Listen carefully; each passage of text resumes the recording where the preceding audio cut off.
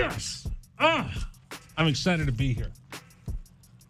I actually had a couple minutes to go, ooh-saw, before the program started. We're going to have a good show today. Thanks for joining us, everybody. It's the one, it's the only, it's the world-famous, world-renowned, critically acclaimed Rich Herrera radio show coming to you from the studios of Wildcats Radio 1290 here in Tucson, Arizona. Welcome, everybody. Hope you're having a great day.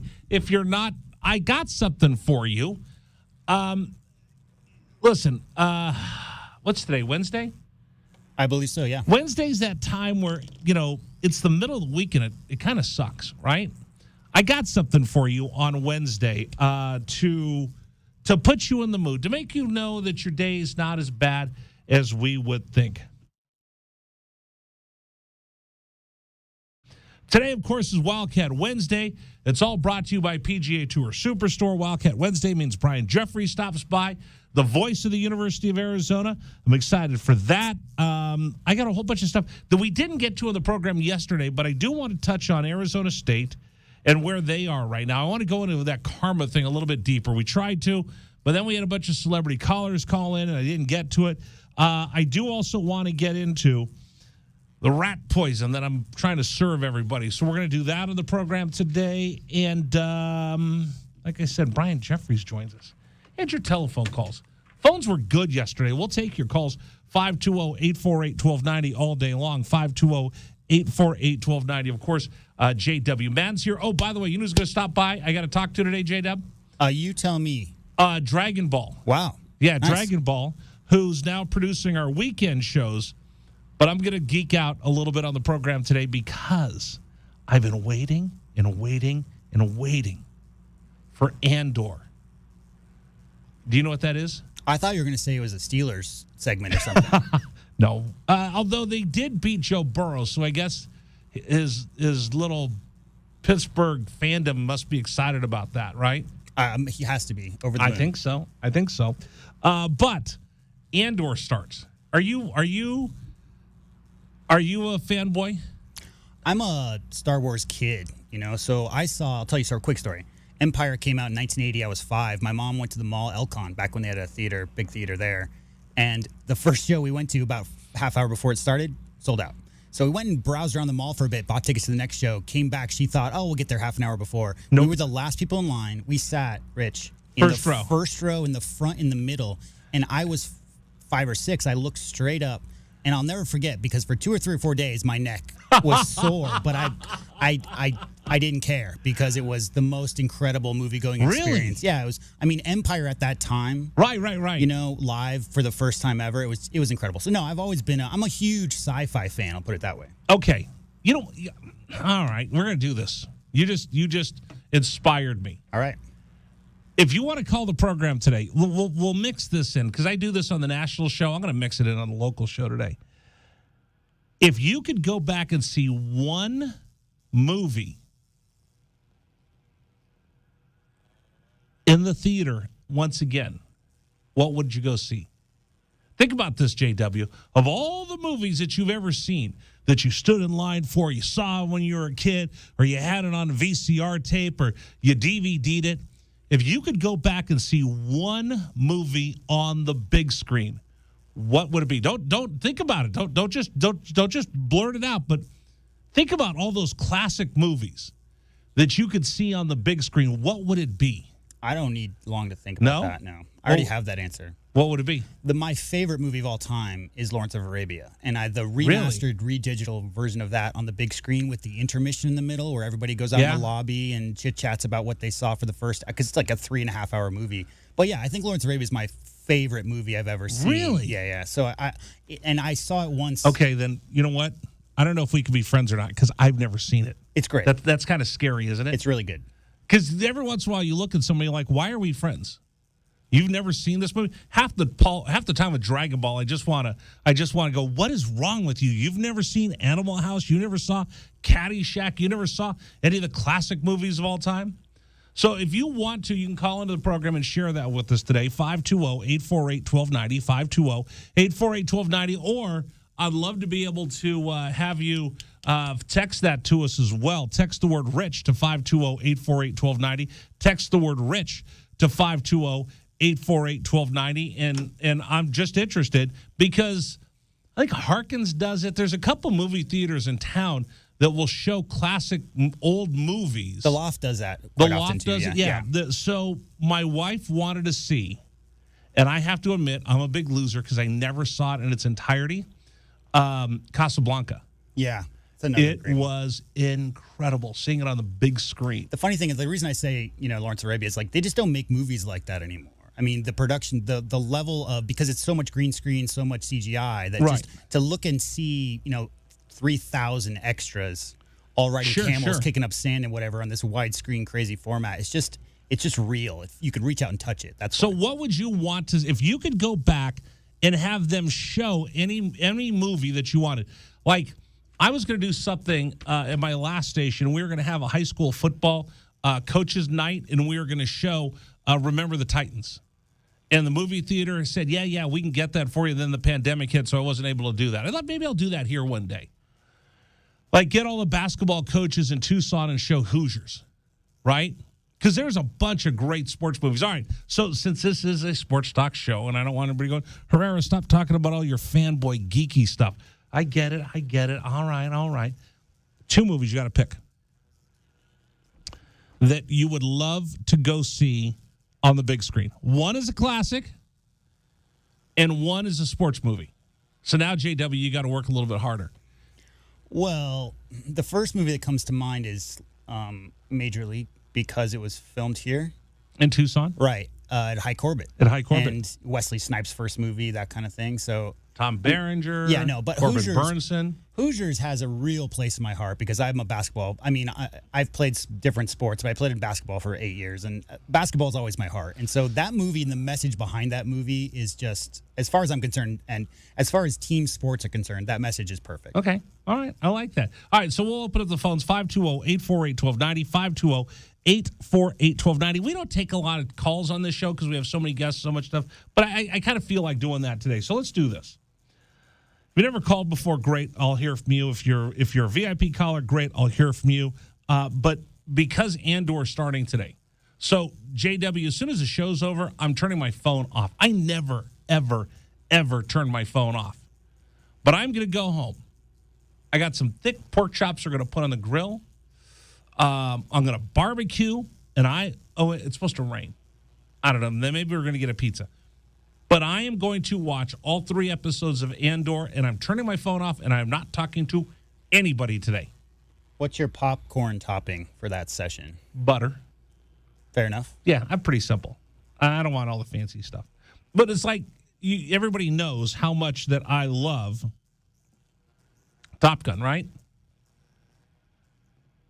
Favorite movie. I've seen Maverick 8 times. I bought it on Apple. I'll watch it over and over again. Now I can watch it whenever I want. But I am going to go see it.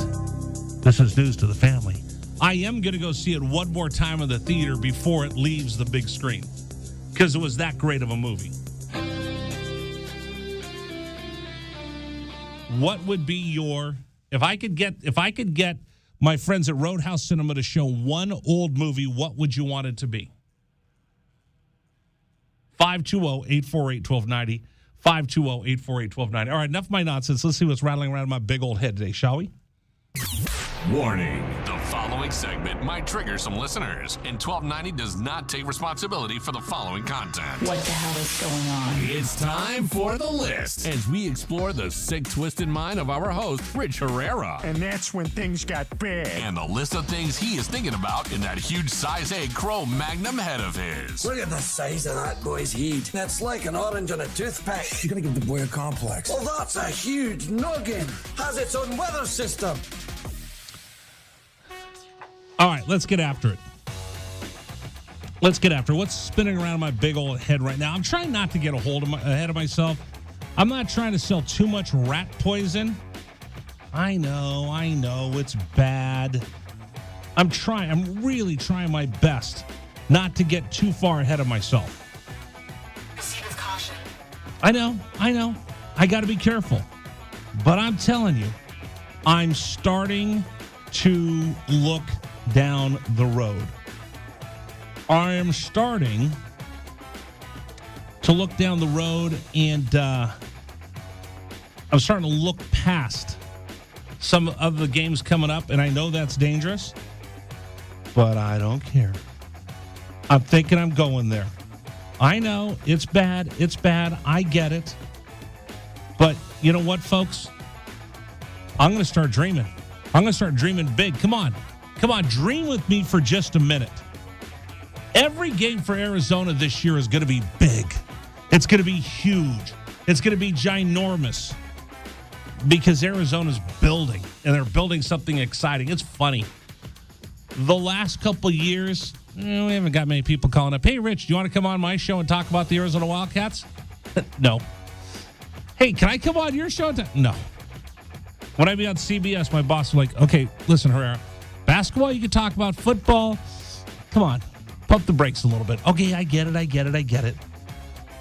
But I was starting to deal in that rat poison again, and I'm sorry, Jed. But this is a huge game for Arizona. If Arizona wins this game, they go to 3-1. You know what that means? They come back and have a chance to be 4-1 if they can beat Colorado the week after that. Go up to Cal. I am not discounting Cal. Cal is a good football team. Justin Wilcox is an excellent football coach. They've got an offense. They got a defense. But Arizona's got some momentum. Arizona's got some momentum right now, folks. And if they can take that momentum and they can ride that momentum for just a little bit longer, just a little bit longer. If they could take that momentum and ride it just a little bit more, oh boy, I could start to dream, can't I? Can't we start to dream just a little bit?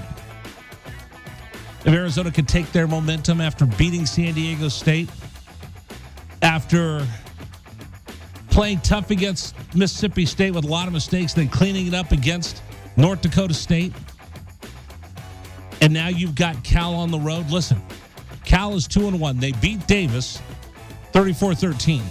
They beat UNLV 2014. They lost 24-17 to Notre Dame. I think Arizona's got a tougher schedule to begin the season. Doesn't mean anything. It's neither here nor there. Arizona's 2-1. Cal is 2-1. Separation time, boys. You want to go 1-0 in the pack? Great. You want to go 3-1 and then come back against Colorado, who's a very beatable team right now? Oh, man. Dream of getting to 4 wins, Arizona Wildcat fans. If you could dream of getting to 4 wins, you know what that means? You're 1 win away from getting a little bit of help for the B word. You're 2 wins away, and you could say bowl. Could you imagine if Arizona could get to being bowl eligible? And at this point, I don't know about you, Arizona Wildcat fans. The Cats could go anywhere. I'm going to be excited. I'm going to buy the hat, the T-shirt, the gear, and everything else. And I know Jed's going to be listening to this going, Herrera, stop dealing in the rat poison. The rat poison's yummy today, isn't it, folks? This isn't for the team, but this is for the fans. I'm telling you, I'm giving you permission. I'm going to give you permission right now to get excited about the Arizona Wildcats. I'm giving you full permission. And if it doesn't work out, you could blame me for dealing the rat poison. But I'm telling you right now, get excited about this team. Get excited about the prospects. Start looking around how much your tickets to the Gasparilla Bowl or the Poulon Weed Eater Bowl. I don't care what bowl it is, but if Arizona goes from not winning a ball game in 2 years, having a 20-game losing streak, and the next year they can look to be bowl eligible, oh, hell yeah. But it starts this week against the Cal Golden Bears. Every week it's going to be something. Every week for the Arizona Wildcats. They get closer and closer. You've got 2 wins. You get 3. You get 4. You can start dreaming big, but it's got to be this weekend against Cal. We'll talk more about that game coming up. Can Jaden DeLora repeat his performance against the Cal Golden Bears? Heck yeah. He adds another dimension. And for everybody that saw him in the first game, that wasn't the real Jaden DeLora. Everybody who saw him in the second game, that really wasn't the real Jaden DeLora. Everybody who saw him against North Dakota State, I think that was the real Jaden DeLora. Getting it done with his arm, getting it done with his feet, getting it done with his leadership. I've been high on this kid forever. I thought the world of him. And when he came down here, if you were listening to me that day, I was doing somersaults, cartwheels. I was getting my fat butt up. My vertical leap that day must have been 5 feet, JW. All right, maybe I'm over-exaggerating, but I think I did come up out of my chair. Inches? Feet. Oh, feet. Centimeters. Okay. Can he repeat his performance against Cal? Heck yeah, he can. And Jed needs to make sure. I'm putting this on Jed Fish. Jed, if you're listening, you're mad about me with the rat poison, I get it. But I'm putting this on the coaching staff. Put him in the position to do what he does best. Put him in the position. Tell him, listen, drop back, step up in the pocket. If it's not there, take off and go get a first down. Don't run east to west. Run north to south, young man, and get that first down. And when he did that, he kept the Arizona Wildcats on schedule. You didn't see a lot of third and longs. You saw second and third manageable because Jaden figured out, I'm either going to throw it away or I'm going to run. And if he does that against Cal, repeats that against Colorado, the Cats are going to be in a position to be 4-1. But again, it starts this week against Cal. I had another thought that I wanted to pass on real quick. How cool is this? If you're the Plummer family, Will Plummer, Jack Plummer, both going to be on the field at the same time. I hope. I don't know if I should hope this or not. I wish Jack would get in for one play so we can say he played against his brother. I mean, it doesn't happen very often where you get to play against your brother, but it's going to be cool. There were two brothers last week who got a chance to face off, and I hope they got a picture. That's what the mom said. I hope we get a picture. I hope the Plummer family gets a picture with Will and his brother in the Cal uniform this weekend. And I'll tell you this, as much as I gush about the quarterback this year, it's not a knock on any of the quarterbacks that we had playing last year, because I'll tell you this, and I'll say it, and I'll say it, and I'll say it until I'm blue in the face. Toughest guy I've ever seen is Will Plummer and everything that he battled through last year. So I just want to take a moment and just think, man, could you imagine having both of your boys playing in a college football game against each other?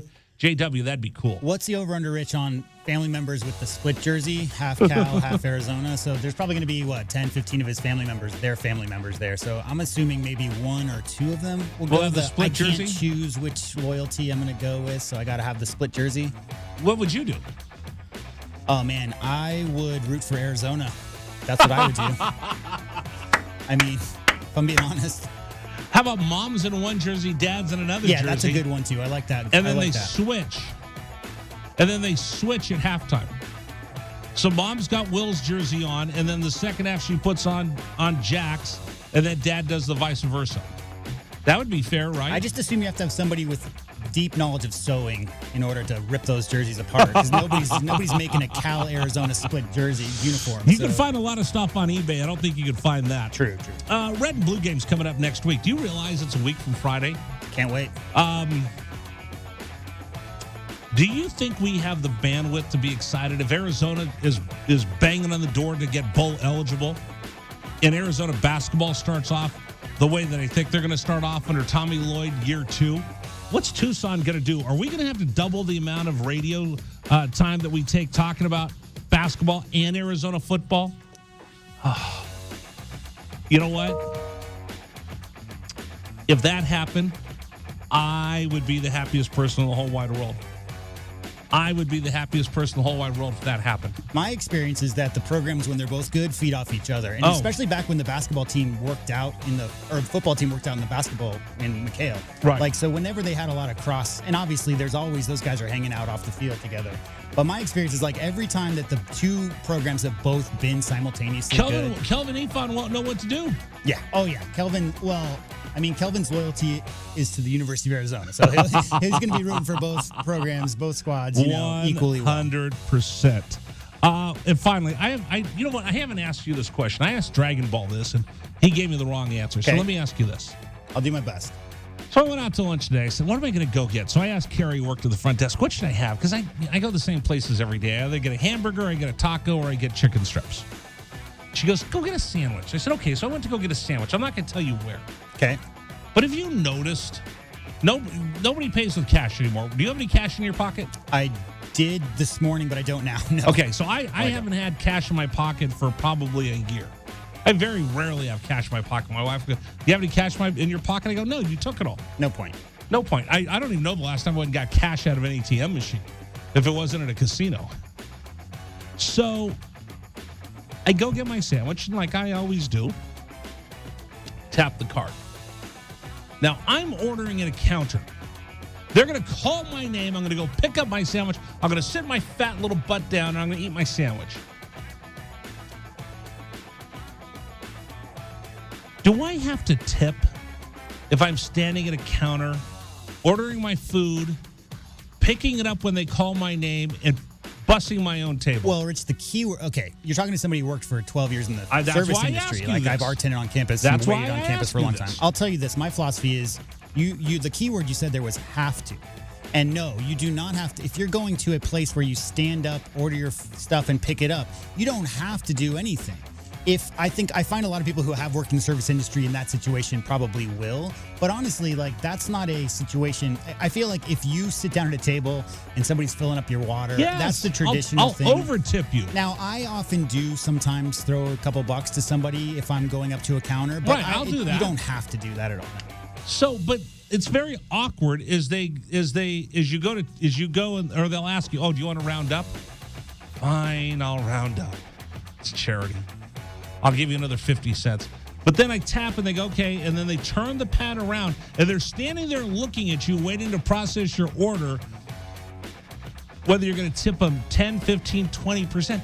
Dude, you just stood there and I had to repeat my order to you 3 times and you didn't get it right. Well, there you go. Then there's a reason for do I have to? Because in that But then situation, I feel like I'm cheap, or I feel like a bum because they're staring at you like, "Is this guy going to tip me?" Okay, Rich, here's the real answer. It used to be that tips was based on To ensure proper how service. attentive you were. Yes. Okay, and nowadays it's just anticipated. And so Yeah. therefore, some places and some staffs will become less attentive because they don't have to go out of their way. Now, By the way, if you find somebody who's really, always If they're coming really up and, good. yeah, there you So go. the other night, I can say this, we were in the Olive Garden, and my waiter was okay. The girl who was bussing tables was busting her butt. Right. So you know what I did? I gave him his normal 15%. I went and gave her $10 because I said, "You know what? You're really hustling. And I don't know you don't make a lot of tips, but I just wanted to say how much I appreciate how hard you were working." And I gave her a tip, and she's like, "Oh." Yeah. My dad used to do that for busboys. He'd go tip busboys that were busting their butt. I was a waiter, so I was a prima donna. I was just expecting people to give me money.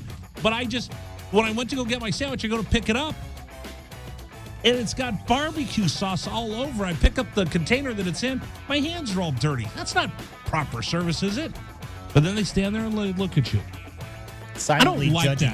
that. Restaurants, stop doing that. Don't make me tip for counter service.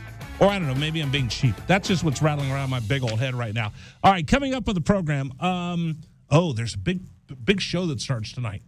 I've got to talk to Dragon Ball about this. Dragon Ball, who's now producing the pre- and post-game shows, will be joining us here in just a moment. We'll talk to him about a new show that premieres tonight because I need his fanboy look at this because I'm not sure exactly what to expect. I need a little help. So we'll do that coming up. Brian Jeffries joins us at 5 o'clock.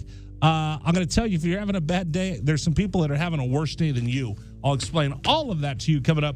It's a Rich Herrera show. Oh, by the way, call us, 520-848-1290.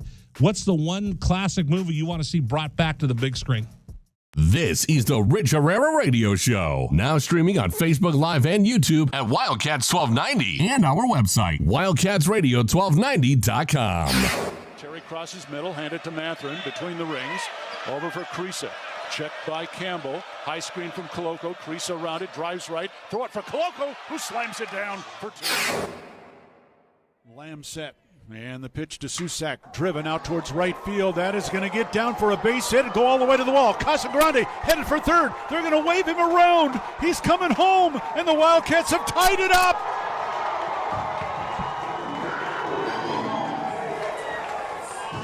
Susak with an RBI double to right center. And we're still playing ball. Tied at 16 in the bottom of the 10th. Shot blocked by Koloko, who grabs it out of the air. Ahead to Dalen Terry, Arizona with the ball, minute 30 to go, and a 6-point lead. Juzang working right, drives to the bucket, put up, blocked by Koloko, grabbed by Larson. Arizona ball, 38 seconds left. For Bernard, goes right, blocked by Ballo, grabbed by Matherin. Arizona ball, 22 seconds left. Campbell down for the Bruins, throw it out to Riley. He'll shoot the three, blocked again by Koloko. Ballo grabs it, it's over. Championship to Tucson.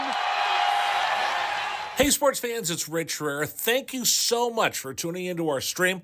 We'll be back in just a bit. Until then, how about some Arizona Wildcat highlights? Fourth down and less than a yard. Trojans will go for it in a tie game. Slovis out of the shotgun.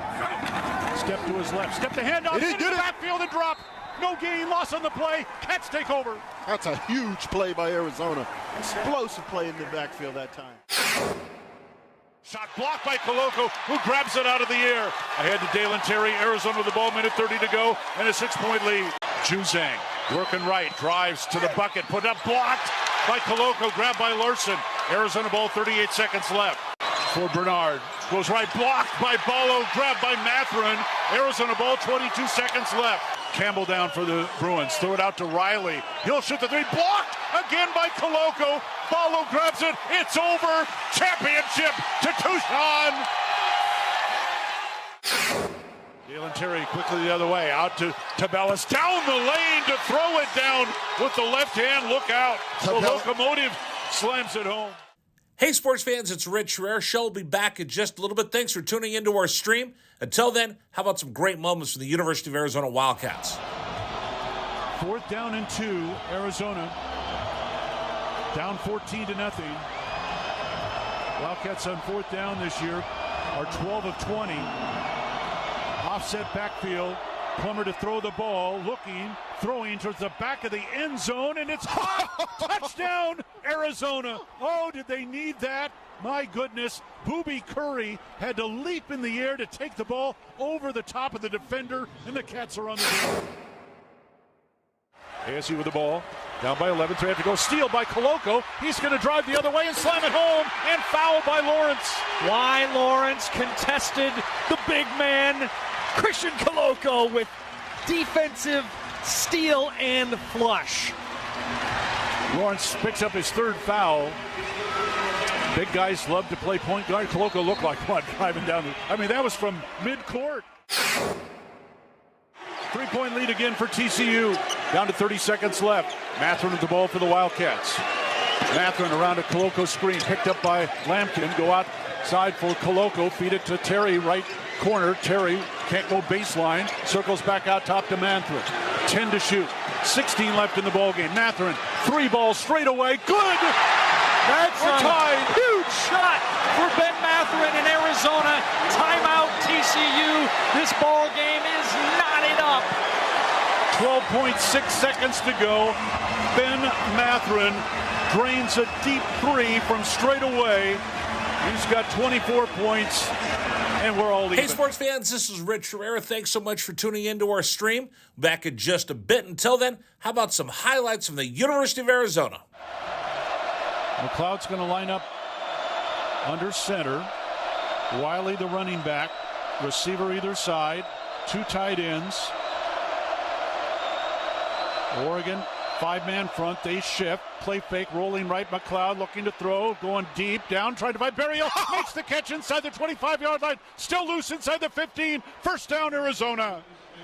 What a play by McLeod. He was smacked, but he had the presence of mind to know where Berryhill was. He threw the ball. He underthrew the ball, and Berryhill was looking back at it and made a great play on the ball. An amazing play by Jordan McLeod. Brown will take the snap a yard deep in the end zone. Straight back to throw. Has some time. Steps into the pocket. The Wildcats have got him for a safety. Second safety Arizona has recorded this season. It's a 24-12 ball game, and the Cats will get the ball. That's big time. On the field is a safety. Yes. That's big time by Arizona. That time defense did a great job of just closing the pocket from the inside, and then the pressure on the outside by Abear, they just got him. They just got there. They won their blocks that time. Excellent job by Arizona defense and really changing the momentum of this game.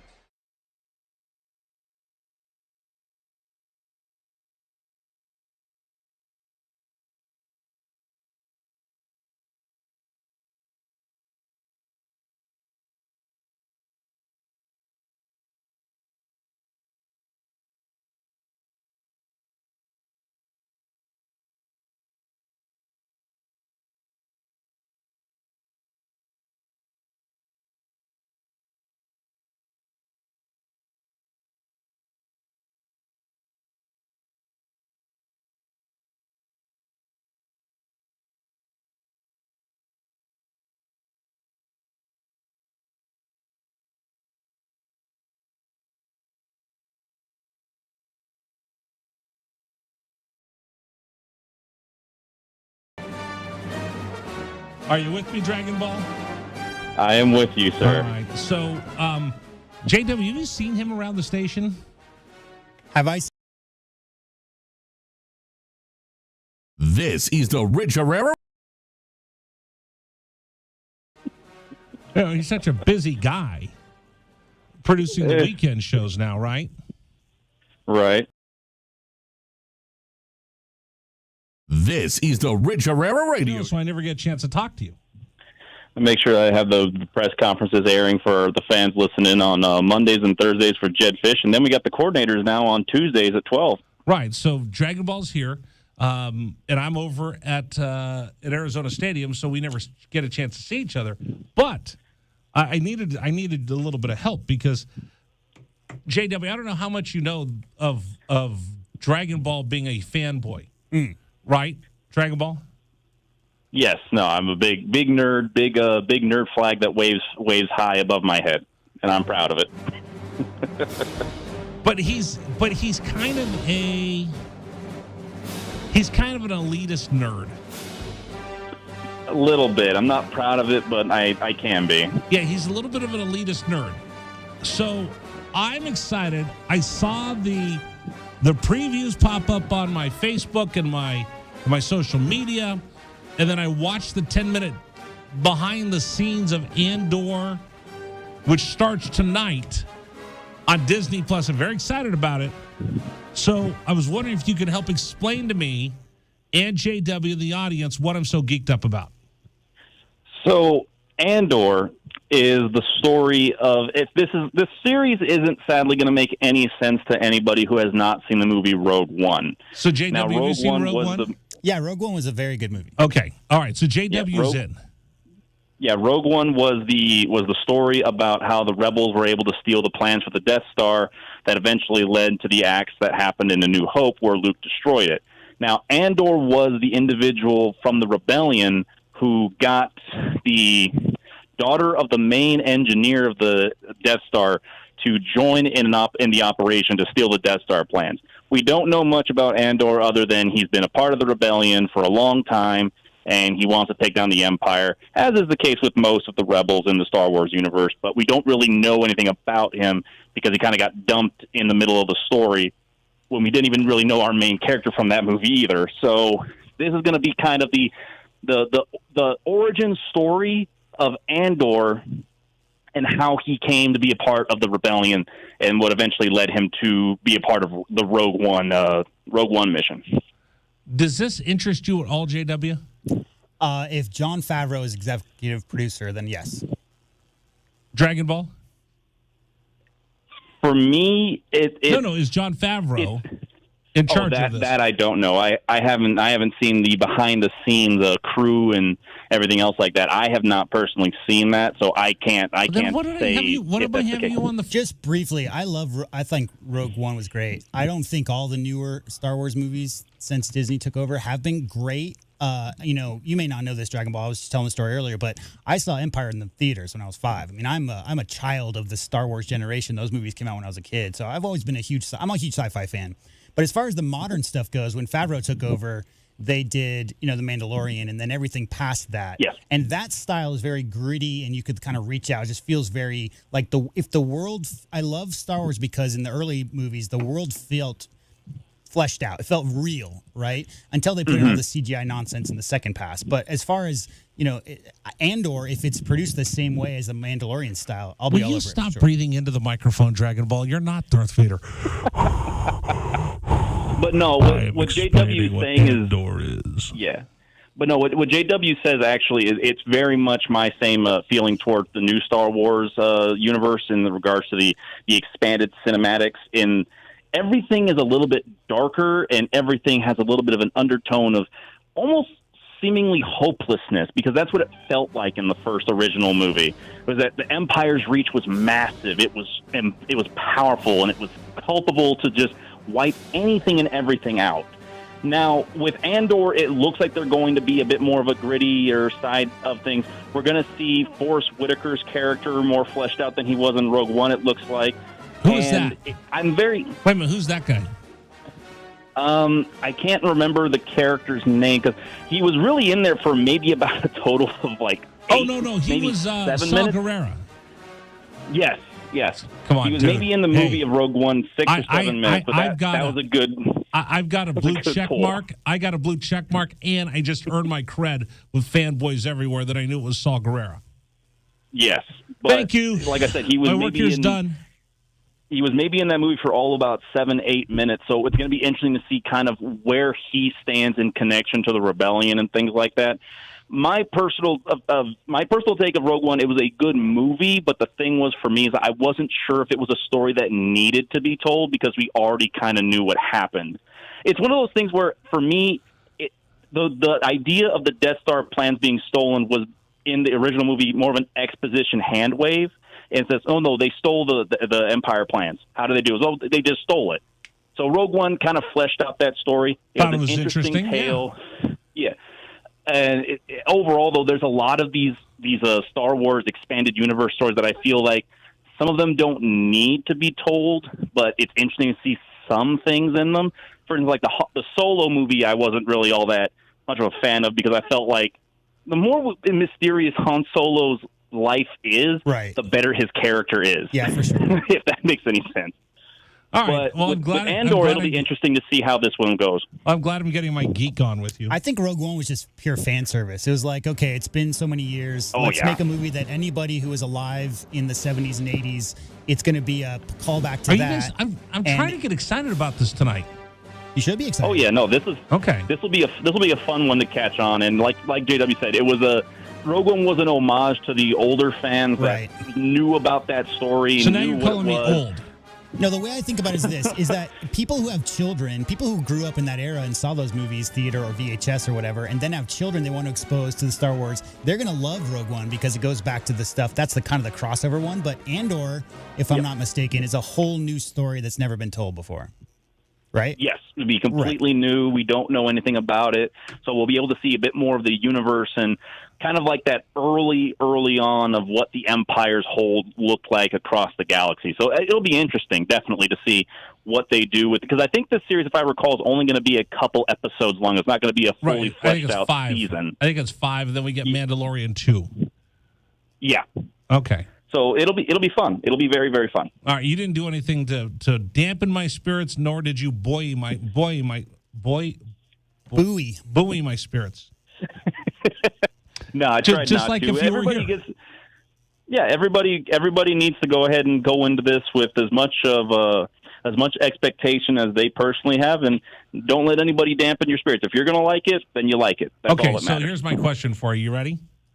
What will I be more excited about, for this? Or will I be more excited to go see this one more time? I mean, for you, it's always going to be Top Gun. That's just the end-all, be-all of it. You'll always watch Maverick. I'm just saying. Did you see it yet? Me? Yeah, I've seen. I told you I saw it in theaters with my dad. You saw Maverick. Okay. Yeah, I saw Maverick. Then we can still stay friends. Yes. Then I'm not going to completely. Glad. Yeah, we can still. I'll still keep talking to you then. All right, that's enough. That's enough of your nonsense. We've wasted everybody's time talking about this, but I did want to just get your take on Rogue One or on Andor that's starting tonight. Yeah, no problem, Rich. Happy to be a part, and always happy to be ready for the pregame show this Saturday. Oh, okay. As long as you talk about the pregame show, I thought you were going to say, "Oh, it's so much fun." Like, you know what? No, you didn't. No, it was. Yeah, I get it. I don't get to pick on you anymore. It's kind of sad. By the way, we asked this question: if you could watch. And JW, I don't know why I'm asking him this, because this is just going straight down. It's going to be My Little Pony Summertime Adventureland. Die. What? Oh, JW, you got me with that one. If you could get one sport movie and one regular movie to have them show once again on the big screen, what would it be? One sports movie? I'll actually probably give one that's a bit of a surprise for you. For a sports movie, I'd like to see Coach Carter on the big screen again. I thought you were going to say the fish that ate Pittsburgh. No. I really liked Coach Carter, really liked the message, and Samuel L. Jackson's role in that movie is very, very strong. Yeah. For a regular movie, shoot, I got to think about that. Part of me would love to see the original Teenage Mutant Ninja Turtle movie again, because I just got done eating pizza yesterday, so I guess I've got pizza on the brain. Dive. Yeah, now. I can't even say. I mean, it makes sense. It's those are puppets, Rich. So I mean, They it makes are? perfect They're not sense. real? No, I thought they were those real are actors. puppets. So I thought they were real mutants. no, they were think it animatronic was- puppets in the original, I believe.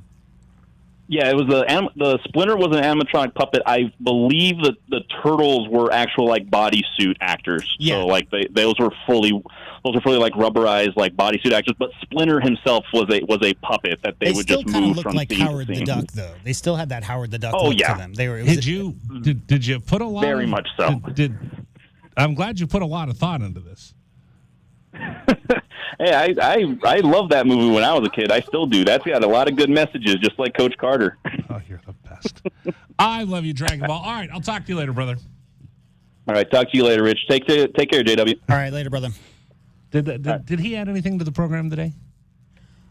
We learned a lot, actually. All right, we did. That All right. Teenage Mutant Ninja Turtles needs to be back in the theater. That's what we learned. There you go. All right, coming up in the program, if you thought you were having a bad day, our friends up north are having a really bad year. We'll talk about that coming up next. I'm Rich Rare. That is, of course, JW. Dragon Ball joined us as well. This is Wildcats Radio 12. This is the Rich Herrera Radio Show. Now streaming on Facebook Live and YouTube at Wildcats 1290 and our website, wildcatsradio1290.com. Terry crosses middle, handed to Matherin between the rings. Over for Creasa. Checked by Campbell. High screen from Koloko. Creasa around it, drives right. Throw it for Koloko, who slams it down for two. Lamb set. And the pitch to Susak. Driven out towards Radio 1290 traffic. Been seeing some slowdowns westbound on Speedway Boulevard at Main Avenue. Also other busy. This is the Rich Herrera Radio Show. Now streaming on Facebook Live and YouTube at Wildcats 1290 and our website, wildcatsradio1290.com. Terry crosses middle, handed to Matherin between the rings. Over for Creasa. Checked by Campbell. High screen from Koloko. Creasa around it, drives right. Throw it for Koloko, who slams it down for two. Lamb set. And the pitch to Susak, driven out towards right field. That is going to get down for a base hit and go all the way to the wall. Casagrande headed for third. They're going to wave him around. He's coming home, and the Wildcats have tied it up.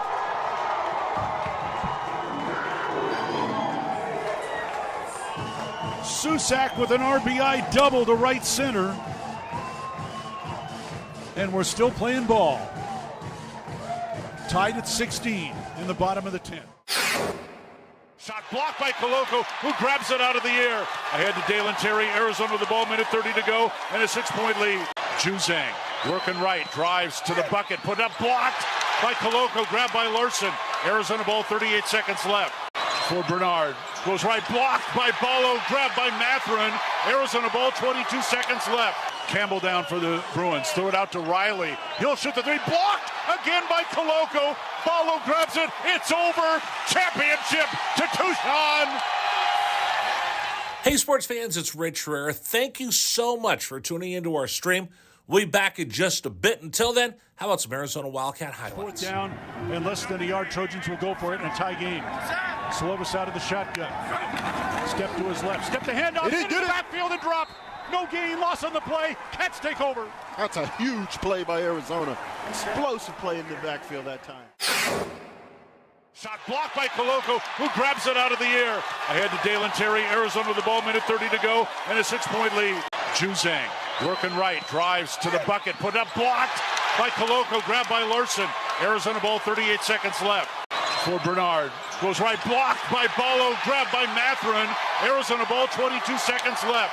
Campbell down for the Bruins, throw it out to Riley. He'll shoot the three, blocked again by Koloko. Ballo grabs it, it's over. Championship to Tucson. Dalen Terry quickly the other way, out to Tabellis, down the lane to throw it down with the left hand. Look out. The locomotive slams it home. Hey, sports fans, it's Rich Herrera. Show will be back in just a little bit. Thanks for tuning into our stream. Until then, how about some great moments for the University of Arizona Wildcats? 4th down and 2, Arizona. Down 14-0. Wildcats on 4th down this year are 12 of 20. Offset backfield. Plummer to throw the ball, throwing towards the back of the end zone, and it's caught. Touchdown, Arizona. Oh, did they need that? My goodness. Booby Curry had to leap in the air to take the ball over the top of the defender, and the Cats are on the field. ASU with the ball. Down by 11, so they have to go. Steal by Koloko. He's going to drive the other way and slam it home, and foul by Lawrence. Why Lawrence contested the big man, Christian Koloko, with defensive steal and flush. Lawrence picks up his 3rd foul. Big guys love to play point guard. Koloko looked like what, driving down that was from midcourt. 3-point lead again for TCU. Down to 30 seconds left. Matherin with the ball for the Wildcats. Matherin around a Koloko screen, picked up by Lampkin. Go outside for Koloko. Feed it to Terry, right corner. Terry can't go baseline. Circles back out top to Matherin. 10 to shoot. 16 left in the ballgame. Matherin, 3 balls straight away. Good! That's We're tied. Huge shot for Ben Matherin in Arizona. Timeout TCU. This ball game is knotted up. 12.6 seconds to go. Ben Matherin drains a deep 3 from straight away. He's got 24 points, and we're all even. Hey, sports fans, this is Rich Herrera. Thanks so much for tuning into our stream. Back in just a bit. Until then, how about some highlights from the University of Arizona? McLeod's going to line up under center. Wiley, the running back. Receiver either side. 2 tight ends. Oregon, 5-man front. The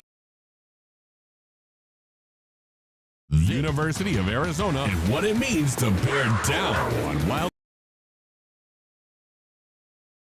This is the Rich Herrera Radio Show, now streaming on Facebook Live and YouTube. We continue with you here on Wildcats Radio 1290. I'm Rich Herrera. That, of course, is JW. A little bit later, Brian Jeffries will join us on the program as well. You know, I wanted to get to this yesterday, JW, and I didn't get a chance. Busy show yesterday. We had Paul that called up, and all of a sudden we found out that Stanley Berryhill III signed the practice squad with the Arizona Cardinals. I was thrilled with that, and we're going to work on trying to get him on. We want to let him settle in before we ask the Cardinals for an interview. But when we can, we're going to get him on just to talk about how this journey's been for him. We were talking a lot about the Wildcats. So there's a lot that we got into yesterday in the program. And there was something I wanted to bring up yesterday, and we didn't get a chance. Because it's been a day since Arizona State fired their head football coach. 3 games into the season. 3 games into the season, they part ways with Herm Edwards. And there's a couple things that I'll bring up. Number one, people that dance on the graves of others will have bad things happen to them. There's so many people. There's so many people that jumping up and down, should have done it. I get it. You know what? They probably needed to make the change sooner rather than later. And making the change 3 games into the season, I think that's kind of the cowardly thing to do. And here's why. Because you have student athletes that only have a certain amount of eligibility. This was going to be a tough transition. The athletic director used to be Herm's agent. The school president invested in the athletic director. He invested in Herm.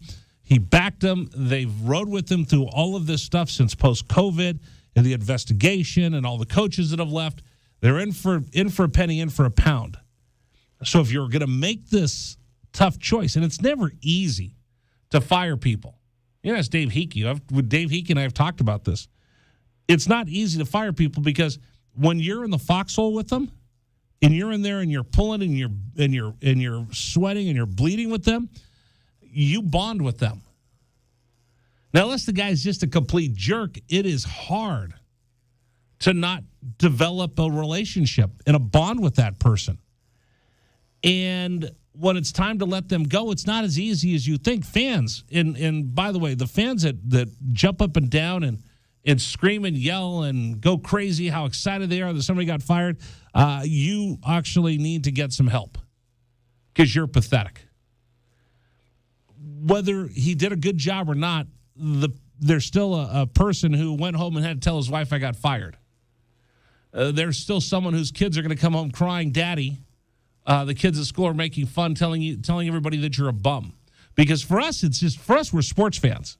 For us, we get excited as sports fans. We forget that Jed Fish and Tommy Lloyd are human beings with families and feelings and friends and everything else. Now, they get paid a lot of money to put up with the nonsense of what we say on the radio when people write about them. They get paid handsomely. It's a great job. But at the end of the day, they're still human beings. And I'm watching all these Arizona State fans jump up and down on Herb's grave. I'm like, really? That's what you're about? And we saw it here with Kevin Sumlin. Kevin Sumlin needed to go. Kevin Sumlin did an awful job at the University of Arizona.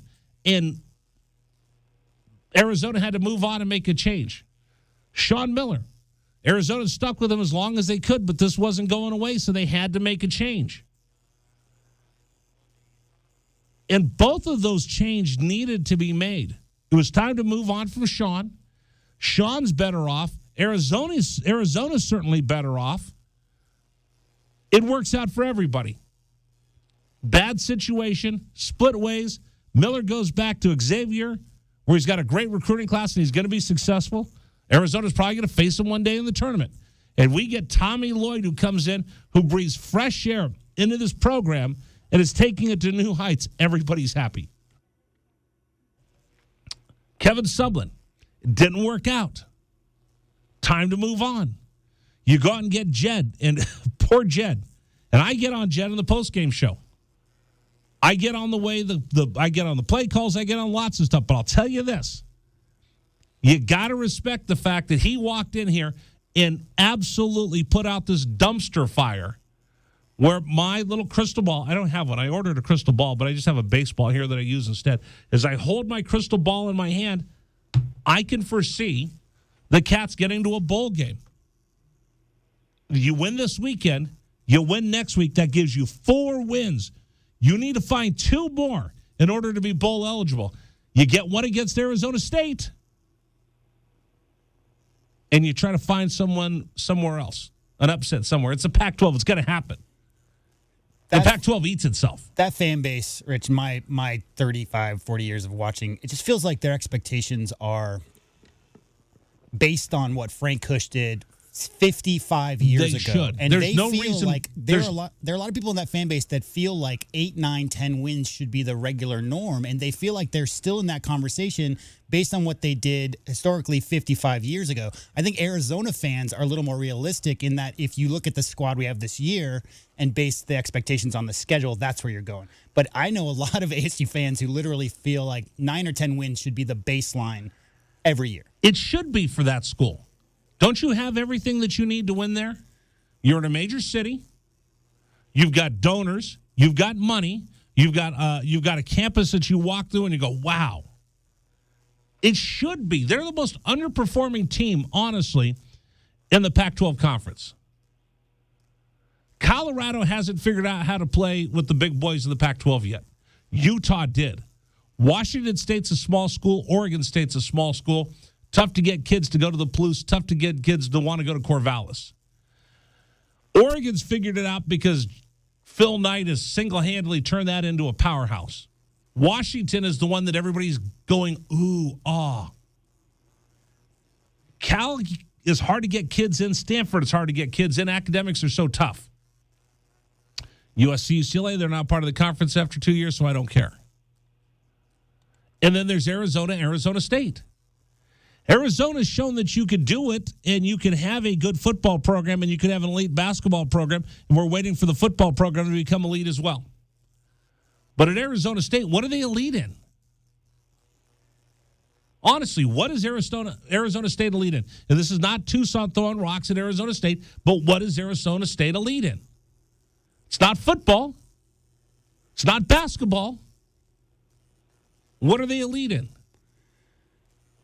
To your point, Rich, Phoenix, Mesa, Chandler is the 10th largest metropolitan statistical area in the United States. 10th largest. They can go recruit in area. California. They can try to keep the kids in that Phoenix Metroplex home. They can go down to Texas. They have everything they need, and they continue just to be mediocre. At best. And now, as I look at the rest of their season, I actually feel for the kids on that team. Because their athletic director and their school president threw in the towel and they said, listen, guys, we're just going to give up on the season. So they've got Utah this week. They're going to get smashed. They have USC. They're going to get smashed. They have Washington. They're going to get smashed. This was a face-saving thing for the athletic director. Fire Herm before you get smashed, and Utah beat you 45-0. USC beat you 70-0, and Washington beat you 35-0. One quick question: with Herm, with all the extracurriculars off the field and the assistant coaches and investigations, how do you feel as if he had an undefeated team, because they obviously gave him the go ahead to go into the season and all that, but clearly he was on the clock just relative to all the turmoil going around. But if you win, all is forgiven, right? So going forward, they say 0-3, is it? He was 1-3, beat Northern Arizona 40-3. They lost at Oklahoma State, but they're number 11 in the country. You live with that. And then you got embarrassed against Eastern Michigan 30-21 at home. So they go, we're just going to throw in the towel right now. So all those kids that are on the team, they basically are sitting there. If you're a senior, they just gave up on you. And I think the devil's advocate part of that is... The Sun Devil's advocate? No. If Herm is there and they're losing, how do you convince people to come there with the... I think that's a lot of the decision-making has to do with, okay, look at us. We're not going to win games this year. There's investigations going on. We have to get somebody else running the ship just so we can get in recruits' living rooms and convince them that this is going to be a viable place for them to come next year, right? Right, and you look at it, they're going to get smashed the rest of the season. Utah, USC, Washington, they got to play Stanford. They have UCLA, Washington State, Oregon State, Arizona. They take on Colorado. They could easily go 1-11 with a lone win against Northern Arizona. You wouldn't shed a tear for that record, would you? No. Okay. Not at all. And that's where I was going back to, this whole thing of karma. Brad Sesmet brought this up the other day on the program. I didn't get a chance to finish on it, but think about how their karma has changed after putting up that billboard. After putting up that billboard, think about how their karma has changed. Like, you can have fun before the game, but if you do it after the game and you rub my nose in it, that's why you don't kick people while they're down. That's why you win with class and dignity. And when you don't, you start losing why you're doing this. So I look at them up there and go, how much of this did you bring upon yourself because of the arrogance of what you thought you could do? The arrogance of putting that billboard up and rubbing Arizona's nose in it, not being a respectful competitor. And then when you get to be like that, then you get to be so arrogant you think you can do anything that you want. And Antonio Pierce did, along with the rest of those coaches. And now you look at Arizona State, the kids that are there this year, that are seniors, they just gave up on them. All right, coming up, if you think you're having a bad day, I've got a couple people that are having days worse than you. So if I depressed you, if you're a Sun Devil fan, I don't know why you're listening to this program, but if I did depress you, I'll give you some people that are having a worse day than you. That's next here on 1290. This is the Rich Herrera Radio Show. Now streaming on Facebook Live and YouTube at Wildcats 1290 and our website, wildcatsradio1290.com. Terry crosses middle, handed to Matherin between the rings. Over for Creasa. Checked by Campbell. High screen from Koloko. Creasa around it, drives right. Throw it for Koloko, who slams it down for two. Lamb set.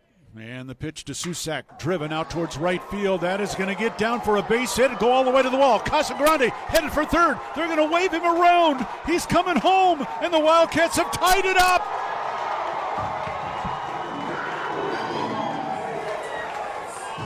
Susak with an RBI double to right center.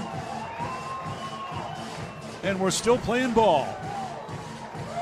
Tied at 16 in the bottom of the 10th. Shot blocked by Koloko, who grabs it out of the air. Ahead to Dalen Terry, Arizona with the ball, minute 30 to go, and a 6-point lead. Juzang working right, drives to the bucket, put up, blocked by Koloko, grabbed by Larson. Arizona ball, 38 seconds left. For Bernard, goes right, blocked by Ballo, grabbed by Mathurin. Arizona ball, 22 seconds left. Campbell down for the Bruins, throw it out to Riley. He'll shoot the three, blocked again by Koloko. Ballo grabs it, it's over. Championship to Tucson. Hey, sports fans, it's Rich Herrera. Thank you so much for tuning into our stream. We'll be back in just a bit. Until then, how about some Arizona Wildcat highlights? Fourth down and less than a yard. Trojans will go for it in a tie game. Slovis out of the shotgun. Step to his left. Step the handoff. It is good. Backfield and drop. No gain. Loss on the play. Cats take over. That's a huge play by Arizona. Explosive play in the backfield that time. Shot blocked by Koloko, who grabs it out of the air. Ahead to Dalen Terry. Arizona with the ball, minute 30 to go, and a 6-point lead. Juzang working right, drives to the bucket, put up, blocked by Koloko, grabbed by Larson. Arizona ball, 38 seconds left. For Bernard, goes right, blocked by Ballo, grabbed by Mathurin. Arizona ball, 22 seconds left. Campbell down for the Bruins, throw it out to Riley. He'll shoot the three, blocked again by Koloko. Ballo grabs it, it's over. Championship to Tucson. Dalen Terry quickly the other way, out to Tabellas, down the lane to throw it down with the left hand. Look out. The locomotive slams it home. Hey, sports fans, it's Rich Herrera. Show will be back in just a little bit. Thanks for tuning into our stream. Until then, how about some great moments for the University of Arizona Wildcats? Fourth down and 2, Arizona. Down 14-0. Wildcats on fourth down this year are 12 of 20. Offset backfield. Plummer to throw the ball, looking, throwing towards the back of the end zone, and it's hot! Touchdown, Arizona! Oh, did they need that? My goodness, Booby Curry had to leap in the air to take the ball over the top of the defender, and the Cats are on the field. ASU with the ball, down by 11, 3 have to go. Steal by Koloko. He's going to drive the other way and slam it home, and foul by Lawrence. Why Lawrence contested the big man, Christian Koloko, with defensive steal and flush. Lawrence picks up his third foul. Big guys love to play point guard. Koloko looked like one driving down that was from midcourt. 3-point lead again for TCU. Down to 30 seconds left. Mathurin with the ball for the Wildcats. Mathurin around a Koloko screen, picked up by Lampkin. Go outside for Koloko. Feed it to Terry, right corner. Terry can't go baseline. Circles back out top to Mathurin. 10 to shoot. 16 left in the ballgame. Mathurin, 3 balls straight away. Good! That's We're a tied. huge shot for Ben Mathurin in Arizona. Timeout TCU. This ball game is knotted up. 12.6 seconds to go. Ben Mathurin drains a deep 3 from straight away. He's got 24 points, and we're all even. Hey, sports fans, this is Rich Herrera. Thanks so much for tuning into our stream. Back in just a bit. Until then, how about some highlights from the University of Arizona? McLeod's going to line up under center. Wiley, the running back. Receiver either side. 2 tight ends. Oregon, 5-man front. They shift. Play fake, rolling right. McLeod looking to throw. Going deep. Down, trying to find Berryhill. Makes the catch inside the 25-yard line. Still loose inside the 15. First down, Arizona. What a play by McLeod. He was smacked, but he had the presence of mind to know where Berryhill was. He threw the ball. He underthrew the ball, and Berryhill was looking back at it and made a great play on the ball. An amazing. This is Wildcats Radio 1290. All right, coming up at 5 o'clock, Brian Jeffries joins us here on Wildcats Radio 1290. We always talk to the voice of the Arizona Wildcats every week, Wednesday, 5 o'clock, celebrating what it means to be an Arizona Wildcat. Real quick reminder, we have a sweet deal for you from inside Moby's Casino del Sol. You can get a $50 gift card for just $25. It's the All-American Food Fun Diner, their classic beach-themed diner. Harkens back to a simpler time and place. It's where I go grab a burger when I'm out there at Casino del Sol. They'll go on sale Friday morning, 8:30 a.m. at wildcatsradio1290.com. The sweet deal for you. And again, it's a way to make ends meet a little bit as things are getting a little bit tighter with inflation. You could use this if you still want to go out and enjoy yourself. You get a chance to make your dollar stretch just a little bit more. You get a $50 gift certificate for just $25 to try Moby's at Casino del Sol. We have another one for you as well. This one goes on sale Friday morning, 8:30. And I'll tell you this. I tried to buy one last time, JW, and they were gone like that. So you better be in front of your computer hitting refresh right at 8:30 to get that one. Got to hurry. Oh, it's National Taco Month. To celebrate, we're giving you half off tacos and the sweet deals. Next Tuesday, Goitas, New Mexican cuisine. That's not new Mexican, it's New Mexican from New Mexico with the green chilies and everything. That goes on sale Tuesday, 8:30 a.m., Wildcats Radio 1290.com. All right, I want to try something new, JW. Do you ever have those days where you just like nothing goes right? On a rare occasion. I'm a pretty positive, optimistic person. Okay, whatever. I know you don't want to hear that. Yeah, but you're not helping. The answer to your this. question is yes. Okay, when yes. that billboard went up, it was a pretty bad day in J.W. Madden's life, for sure. All right, I'll give you that then. There's days where you just go, man, this sucks. Everything's going wrong.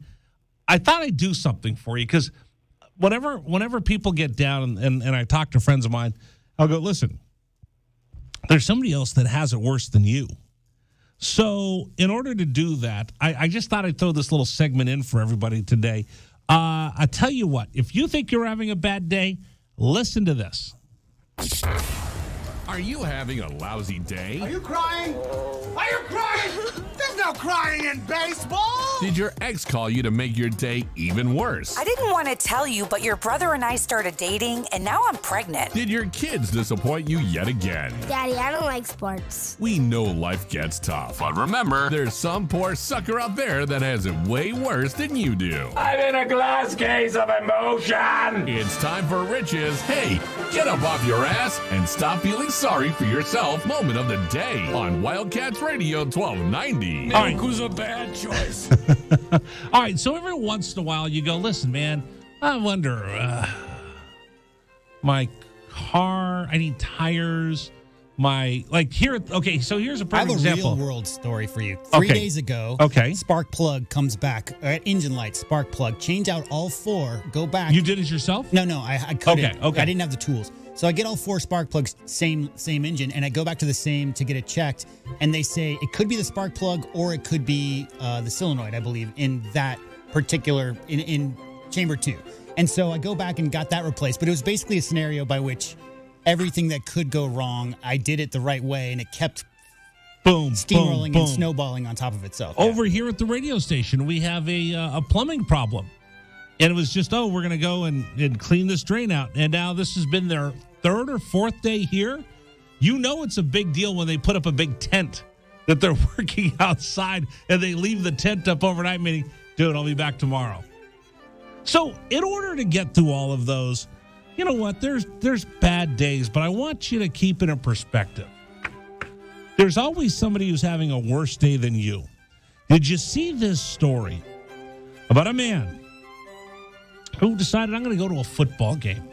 I'm going to go to a Razorback football game. That's a good way to spend your Saturday. That's a great way. I spend my Saturday every home game at Arizona Stadium. Why not? You go, well, you don't get to go to games because you're always working. But a lot of us all went out to the game, and we thought, you know what? I'm going to go, I'm going to watch my team play, and I'm going to have a great time. We'll root for him, and he's a Razorback fan, so we'll go, Pig Suey! Dress head to toe in my Razorback gear, my football gear, and I'm going to have a wonderful time. Well, there's a man by the name of Doug Ramsey who went to that game. And as he was leaving the game, his life became worse than yours. You want to hear the story? Go for it. He was leaving the stadium, as we all do. I leave early so I don't get caught in traffic, but you've left concerts and games where you get caught in traffic. Because you got the fancy parking spot, and if you don't go early, then it takes... That's true. I know the drill. Yeah, I'm a little bougie. But as we're all leaving Arizona Stadium, you know, when you're coming out of the Cherry Street garage or the 4th Street garage, or you're coming off the mall, you know, you've got to be courteous and you've got to be patient as cars are merging. And every once in a while, there's that jerk that doesn't let you merge in, or he tries to force his way in. And we all get annoyed with him, right?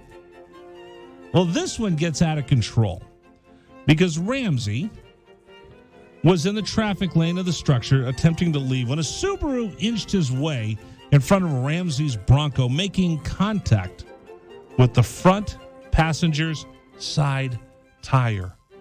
Ooh. Better call the insurance companies. Wait a minute. I need my sound effect. Let me try this again. When the Subaru inched his way in front of Ramsey's Bronco, he's attempting to leave, making contact with the front passenger's side tire. Ooh. At that point, Ramsey got out of his car. Welcome to another edition of Thunderdome! Because once it's on, you bump my tire of my Bronco with your Subaru? All personnel, please evacuate to the nearest lot and report to your supervisor. Let's go. It's on now. So Ramsey got out of his vehicle and allegedly punched through the back windshield of the Subaru. I'm not making this up. He punched through the back windshield. So he punches out the back windshield of somebody else's car because they bumped his tire. I was going to call you Dragon Ball. He bumped his tire. Now it's on. So guess what happens next? Ramsey goes crazy. And now he's threatening the owner of the Subaru. You can be a real jerk sometimes. You know that? Apparently so, because as both occupants get out of the vehicle to help separate the two parties, guess what happened? WWF broke out. Mike Tyson broke out. Ramsey gets into a fight with the man and is accused of biting the man's nose off in the brawl.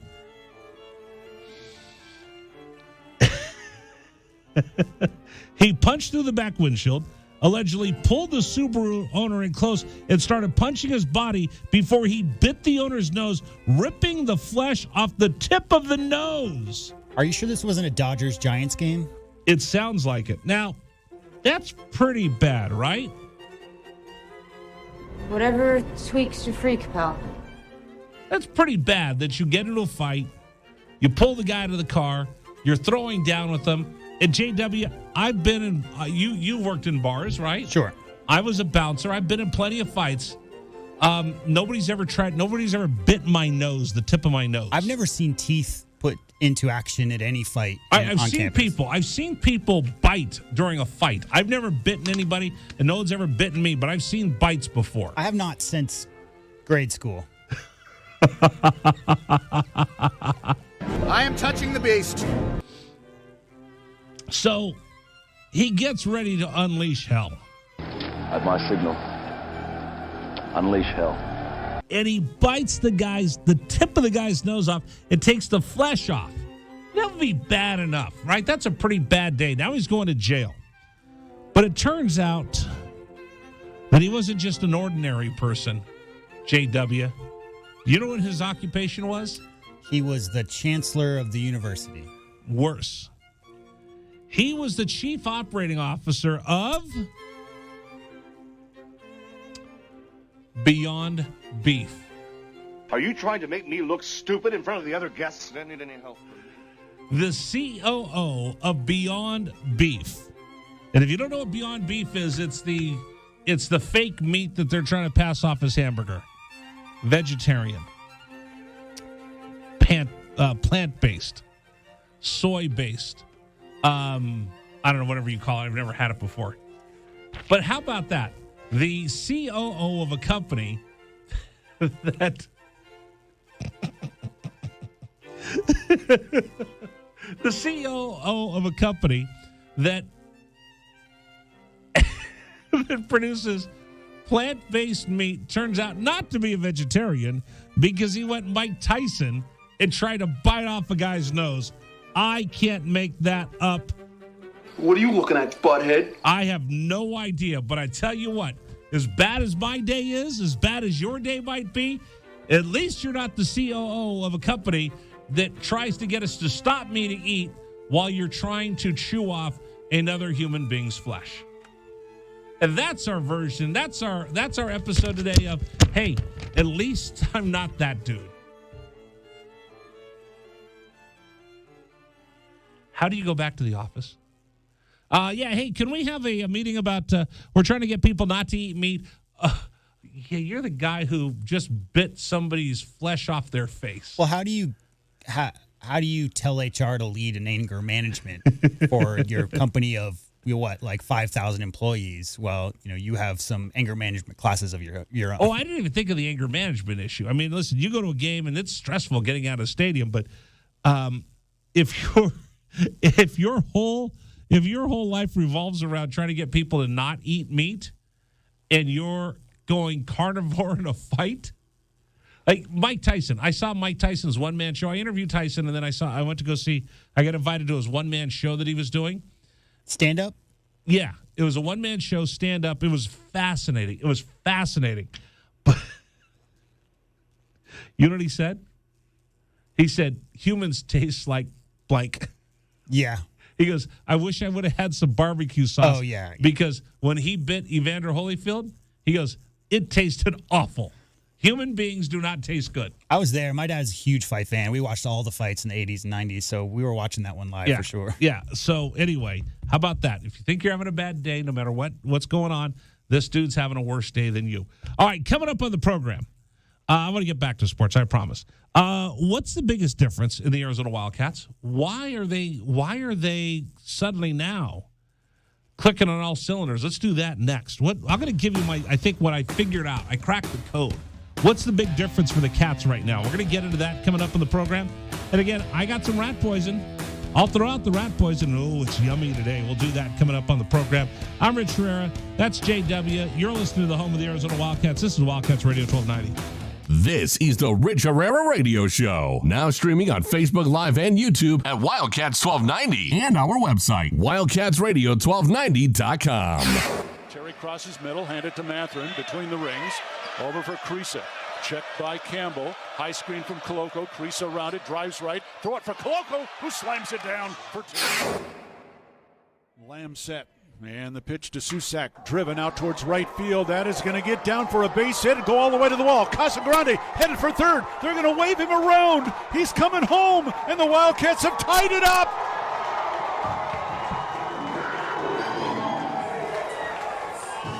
Susak with an RBI double to right center. And we're still playing ball. Tied at 16 in the bottom of the 10th. Shot blocked by Koloko, who grabs it out of the air. Ahead to Dalen Terry, Arizona with the ball, minute 30 to go, and a 6-point lead. Juzang working right, drives to the bucket, put up, blocked by Koloko, grabbed by Larson. Arizona ball, 38 seconds left. For Bernard, goes right, blocked by Ballo, grabbed by Matherin. Arizona ball, 22 seconds left. Campbell down for the Bruins, throw it out to Riley. He'll shoot the three, blocked again by Koloko. Ballo grabs it, it's over. Championship to Tucson. Hey, sports fans, it's Rich Herrera. Thank you so much for tuning into our stream. We'll be back in just a bit. Until then, how about some Arizona Wildcat highlights? Fourth down and less than a yard. Trojans will go for it in a tie game. Slovis out of the shotgun. Step to his left. Step to handoff. Into the backfield and drop. No gain, loss on the play. Cats take over. That's a huge play by Arizona. Explosive play in the backfield that time. Shot blocked by Koloko, who grabs it out of the air. Ahead to Dalen Terry, Arizona with the ball, minute 30 to go, and a 6-point lead. Juzang working right, drives to the bucket, put up, blocked by Koloko, grabbed by Larson. Arizona ball, 38 seconds left. For Bernard, goes right, blocked by Ballo, grabbed by Matherin. Arizona ball, 22 seconds left. Campbell down for the Bruins, throw it out to Riley. He'll shoot the three, blocked again by Koloko. Ballo grabs it, it's over. Championship to Tucson. Jalen Terry quickly the other way, out to Tabellis, down the lane to throw it down with the left hand. Look out. The locomotive slams it home. Hey, sports fans, it's Rich Herrera. Show will be back in just a little bit. Thanks for tuning into our stream. Until then, how about some great moments for the University of Arizona Wildcats? 4th down and 2, Arizona.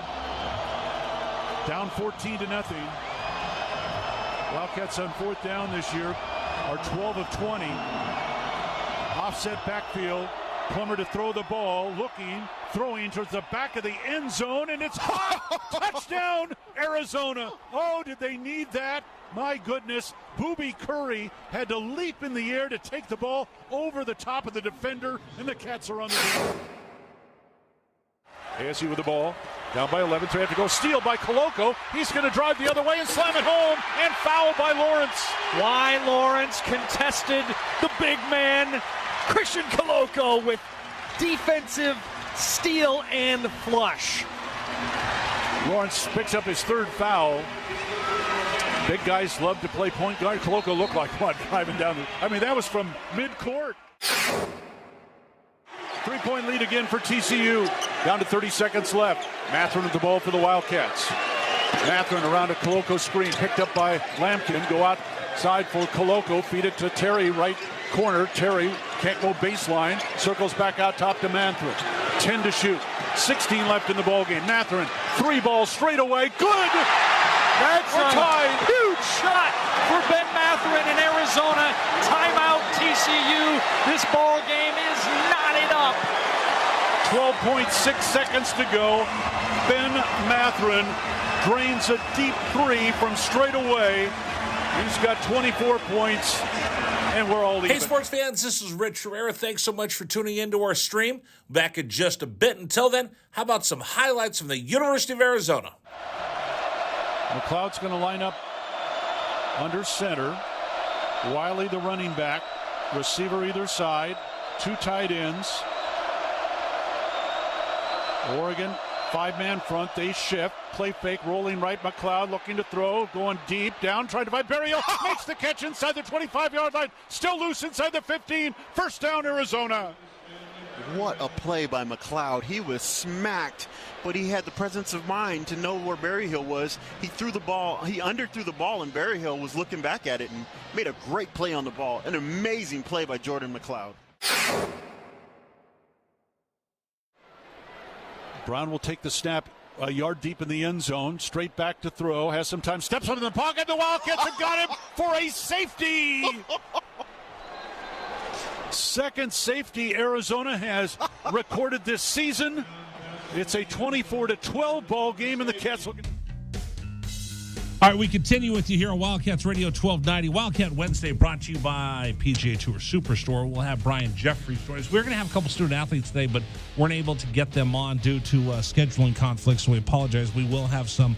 I think we're going to talk to the swim and dive team next. And one of the things that I wanted to do, and I don't know, people might roll their eyes at this, but there's so many kids at the U of A. We're the home of Arizona athletics. We're the home of Arizona football, Arizona men's basketball. We're the home of Arizona baseball. Our sister station is the home of women's basketball and softball. And again, we have them on 2 different signals because a lot of times the games will conflict. So there's times where we'll walk through and I got one game going on in one room, one game going on in another, and they're playing at the same time. So we have them on 2 different stations. So we make sure that we have that commitment to carry all the women's sports in their entirety from start to finish. And there's times where we'll have a football game on. I think there was one time last year, JW, you were doing football. Right. I had basketball on our sister station, K-Hit, and then I had women's basketball on 1400 KTUC. Yeah. So we had 3 games emanating, and we almost did a 4th. We almost ended up doing a 4th at times. So I want to make sure that we do talk about all the student athletes at the University of Arizona because, listen, football, men's basketball, they're the big dogs. Baseball in the spring, big dog. But the kids that play volleyball, sand volleyball, track and field, they run cross country, tennis, golf, you name the sport, gymnastics. They all work just as hard as the football players without as much recognition. So once a week, we do want to put those student athletes on and just tell their story, because I think they're all unique stories and they all bring something different to the campus. So we strive to do that. So we're going to work on trying to get some more of that for you next Wednesday. I've had two roommates, Rich, who were both student athletes in non-revenue generating sports. One was an Air Force Academy. He played for the soccer team at the Air Force Academy. And the other one was lacrosse. He got a lacrosse scholarship here at the U of A. And I know those guys did, we always hear and see how much effort and time football and basketball and the revenue generating sports put in. But, the Olympic sports especially, the countless hours. And, clearly they have such good strength training and obviously the track and field records here and swimming and diving. I can't agree more. I think that the level of attention that's given to people who aren't in the spotlight should be elevated for sure. 100%. So we strive to do that on Wednesday, and again, we'll work on that this week as well. All right, I teased this, so I want to pay this off. Arizona football right now has an opportunity to. They have more wins than they've gotten the last 2 years combined. 2. And nobody gave them a shot to beat North Dakota State, one of the best college football teams in the country. Now, playing North Dakota State's like playing a service academy. You just talked about Air Force. They run the option, the triple option, and they're hard to prepare one time for. Army, Navy does the same thing. And do it really well. Right. In fact, Jeff Munkin, who's the head coach in Army, used to coach in Navy with Ken Niumatalolo. They're actually friends. But they do it very, very well. And now Air Force is back to being a running football team as well. But nobody gave the Cats a shot against North Dakota State, nor should they. If you're sitting around the country and you're looking like, oh, North Dakota State, best FCS. We remember them beating Iowa. We remember them beating and winning and beating FBS teams, and nobody wants to play them. Arizona won one game last year. They're going to get waxed. That's what everybody around the country thought. But as they're watching, and their coach Entz said this, I knew Jaden DeLora can move, but I didn't know he could move like that when I was watching his coach's show afterwards. So what's been the big difference, Wildcat fans? What's been the big difference for this team this season? I'll tell you what it is right now. And this is not a knock on last year's quarterbacks, because, again, I told you how much I think of Gunnar Cruz and Will Plummer and all the rest. They came in and they had a hard time last year with the offensive line and the offense and just trying to rebuild from what Kevin Sumlin left for Jed Fish in his first year. And Jed, if you notice, Jed's now talking about building, not rebuilding. He's put together the infrastructure that he wants, and now he's putting more into the program that's not infrastructure. He's now building the program back up. So what do you think the biggest difference is for the Arizona Wildcats right now? I'll tell you right now, for me, how do they find their mojo? And we saw this against North Dakota State. We saw this against San Diego State. It's the tempo and it's the timing. And if Jed can keep coaching that and keep coaching that up, I don't know how high the ceiling could be for this version of the Arizona Wildcats. And it's crazy that I would even say that, because I expected nothing. I saw nothing the beginning of camp. Jane DeLore just looked out of sorts. I saw right away that Cowing's pretty special. I saw Speedy Luke lives up to his name. But Michael Wiley's just jumped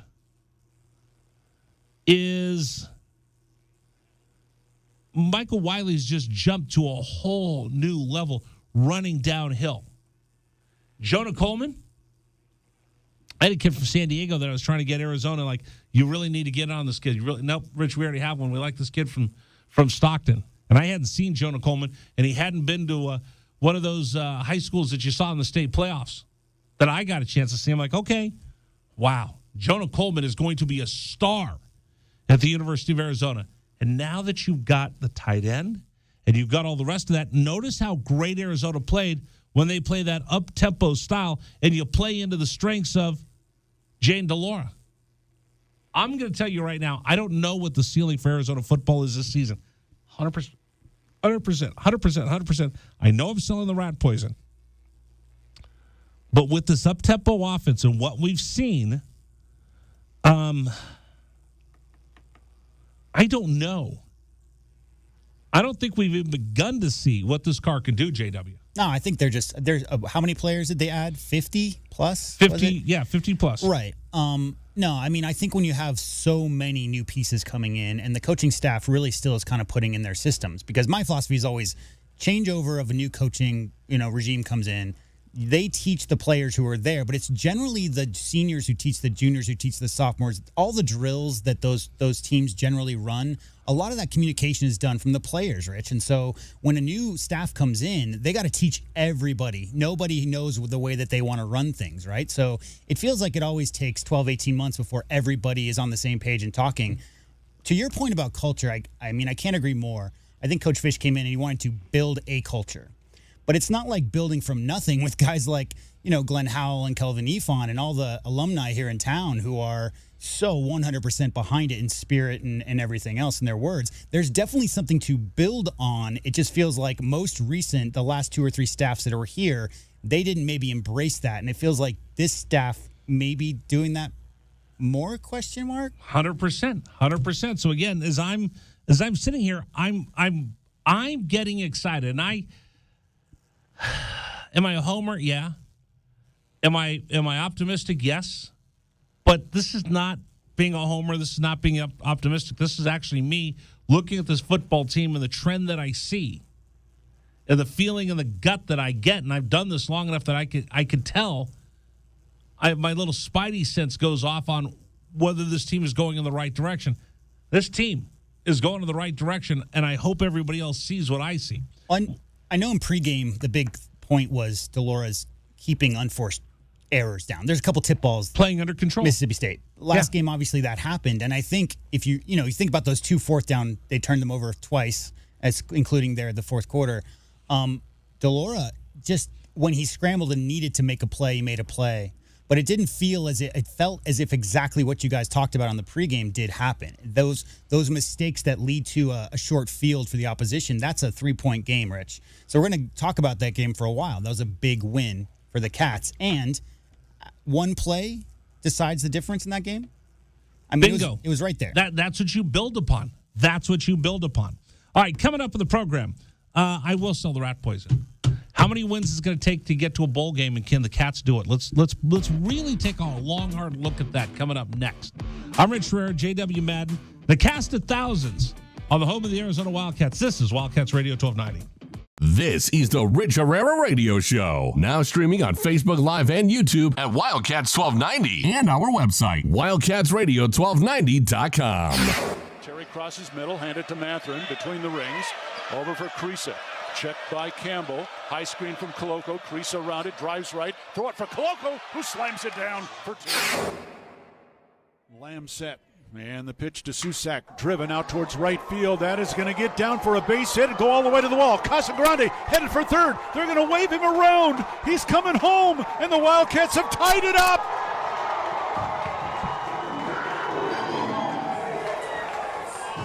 Susak with an RBI double to right center. And we're still playing ball. Tied at 16 in the bottom of the 10th. Shot blocked by Koloko, who grabs it out of the air. Ahead to Dalen Terry, Arizona with the ball, minute 30 to go, and a 6-point lead. Juzang working right, drives to the bucket, put up, blocked by Koloko, grabbed by Larson. Arizona ball, 38 seconds left. For Bernard, goes right, blocked by Ballo, grabbed by Matherin. Arizona ball, 22 seconds left. Campbell down for the Bruins, throw it out to Riley. He'll shoot the 3, blocked again by Koloko. Ballo grabs it, it's over. Championship to Tucson. Hey, sports fans, it's Rich Herrera. Thank you so much for tuning into our stream. We'll be back in just a bit. Until then, how about some Arizona Wildcat highlights? 4th down and less than a yard. Trojans will go for it in a tie game. Slovis out of the shotgun. Step to his left. Step the handoff into the backfield and drop. No gain, loss on the play. Cats take over. That's a huge play by Arizona. Explosive play in the backfield that time. Shot blocked by Koloko, who grabs it out of the air. Ahead to Dalen Terry. Arizona with the ball, minute 30 to go, and a 6-point lead. Juzang working right, drives to the bucket, put up, blocked by Koloko, grabbed by Larson. Arizona ball, 38 seconds left. For Bernard, goes right, blocked by Ballo, grabbed by Matherin. Arizona ball, 22 seconds left. Campbell down for the Bruins, throw it out to Riley. He'll shoot the three, blocked again by Koloko. Ballo grabs it, it's over. Championship to Tucson. Dalen Terry quickly the other way, out to Tabellas, down the lane to throw it down with the left hand. Look out. The locomotive slams it home. Hey, sports fans, it's Rich Herrera. Show will be back in just a little bit. Thanks for tuning into our stream. Until then, how about some great moments from the University of Arizona Wildcats? 4th down and 2, Arizona. Down 14-0. Wildcats on 4th down this year are 12 of 20. Offset backfield. Plummer to throw the ball, looking, throwing towards the back of the end zone, and it's caught. Touchdown, Arizona. Oh, did they need that? My goodness. Booby Curry had to leap in the air to take the ball over the top of the defender, and the Cats are on the board. ASU with the ball, down by 11, so they have to go. Steal by Koloko. He's going to drive the other way and slam it home, and foul by Lawrence. Why Lawrence contested the big man, Christian Koloko, with defensive steal and flush. Lawrence picks up his 3rd foul. Big guys love to play point guard. Koloko looked like one driving down. That was from midcourt. 3-point lead again for TCU. Down to 30 seconds left. Matherin with the ball for the Wildcats. Matherin around a Koloko screen, picked up by Lampkin. Go outside for Koloko. Feed it to Terry, right corner. Terry can't go baseline. Circles back out top to Matherin. 10 to shoot. 16 left in the ball game. Matherin, 3 balls straight away. Good! That's a huge shot for Ben Matherin in Arizona. Timeout TCU. This ball game is knotted up. 12.6 seconds to go. Ben Matherin drains a deep 3 from straight away. He's got 24 points, and we're all even. Hey, sports fans, this is Rich Herrera. Thanks so much for tuning into our stream. Back in just a bit. Until then, how about some highlights from the University of Arizona? McLeod's going to line up under center. Wiley, the running back. Receiver either side. 2 tight ends. Oregon, 5-man front. They shift. Play fake, rolling right. McLeod looking to throw. Going deep. Down, trying to find Berryhill. Makes the catch inside the 25-yard line. Still loose inside the 15. First down, Arizona. What a play by McLeod. He was smacked, but he had the presence of mind to know where Berryhill was. He threw the ball, he underthrew the ball, and Berryhill was looking back at it and made a great play on the ball. An amazing play by Jordan McLeod. Brown will take the snap a yard deep in the end zone. Straight back to throw. Has some time. Steps into the pocket. The Wildcats have got him for a safety. Second safety Arizona has recorded this season. It's a 24-12 ball game, and the Cats will get the ball. That's big Early on the field is a safety. Yes. That's big time by Arizona. That time defense did a great job of just closing the pocket from the inside, and then the pressure on the outside by Abear, they just got him. They just got there. They won their blocks that time. Excellent job by Arizona defense and really changing the momentum of this game.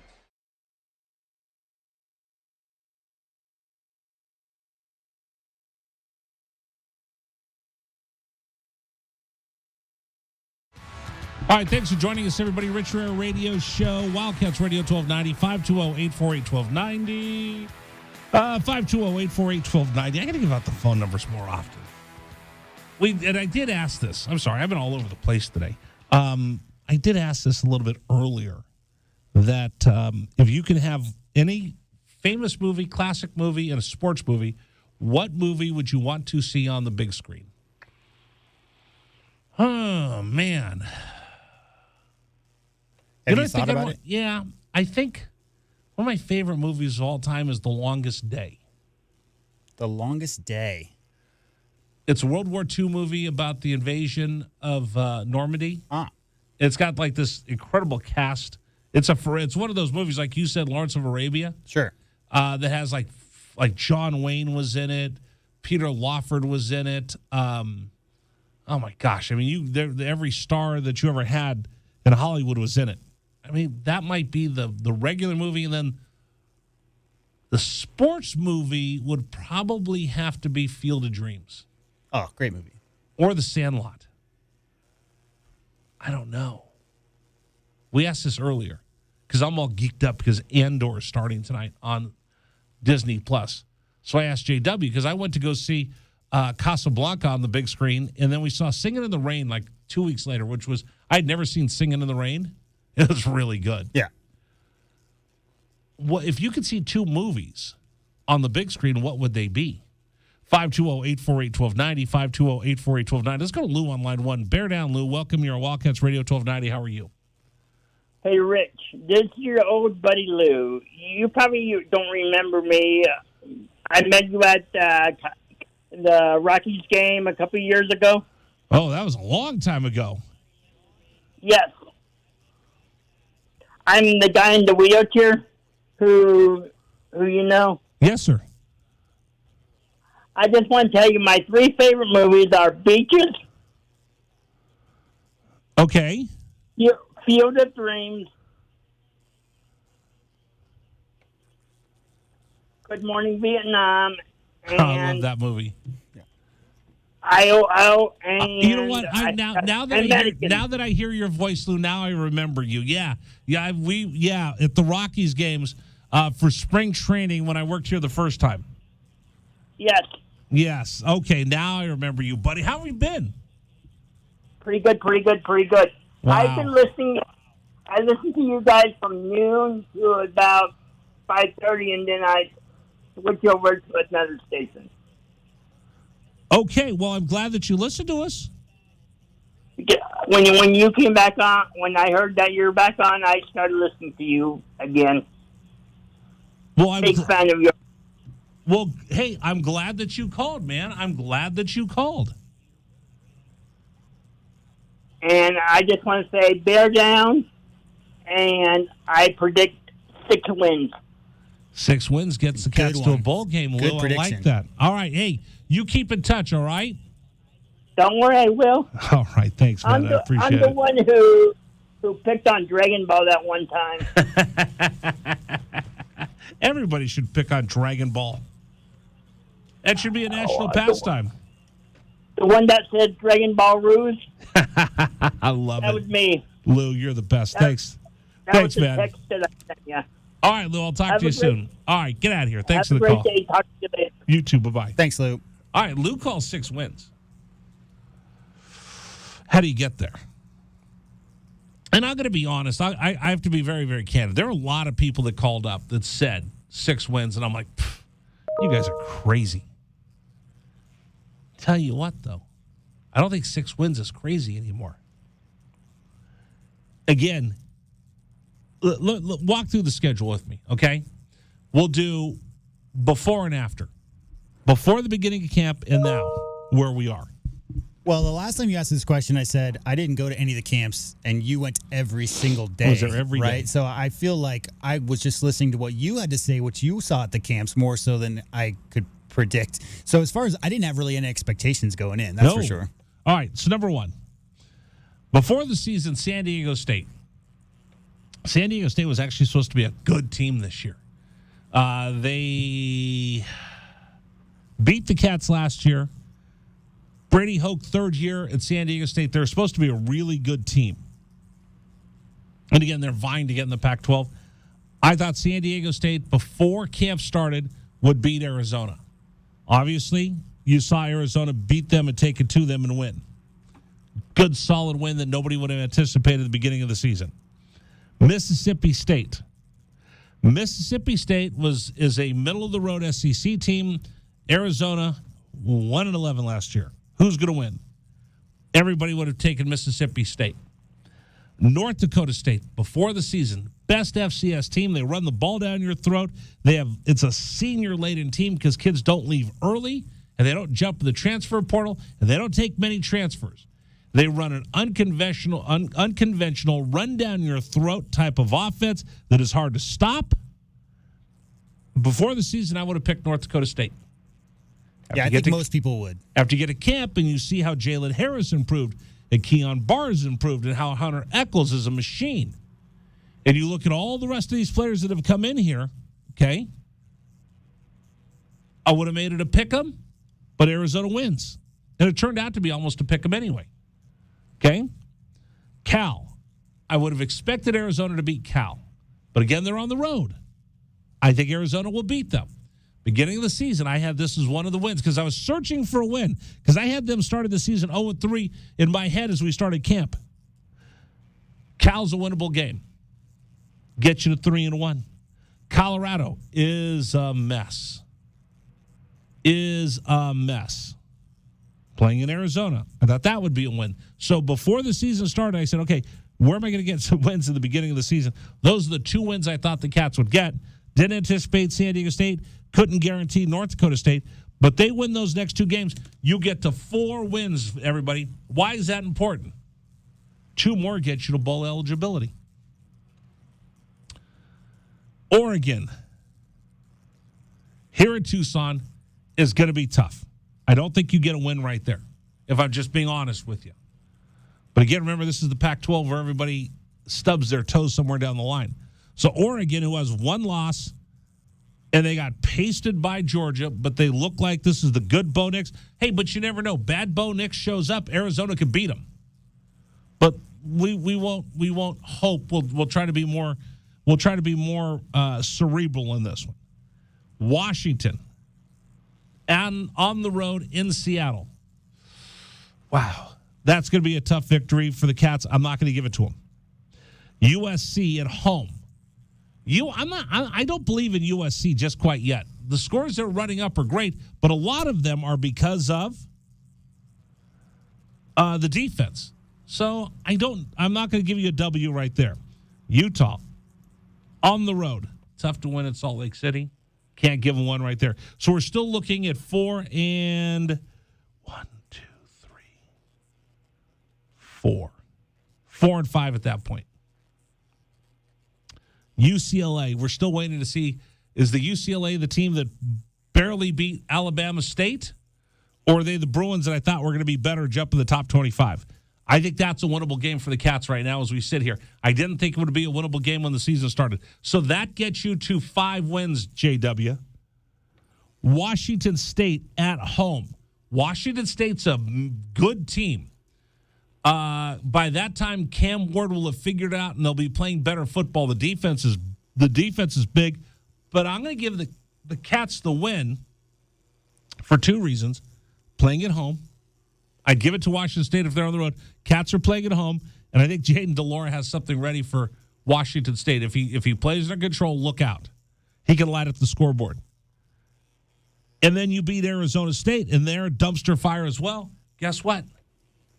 You're bowl eligible.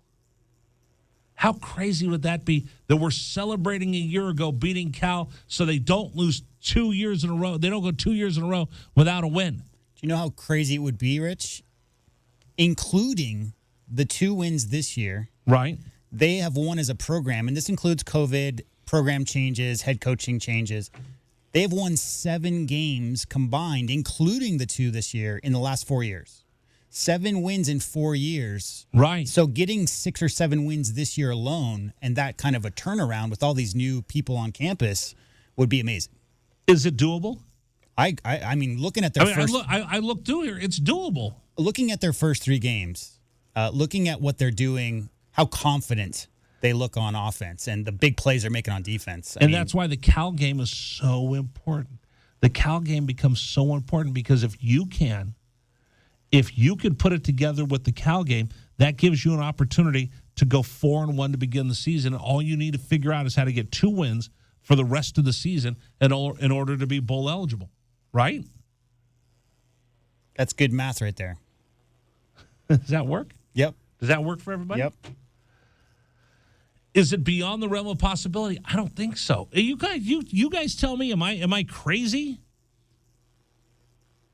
Have I been drinking all afternoon? Like, hey, let me come in here with this idea.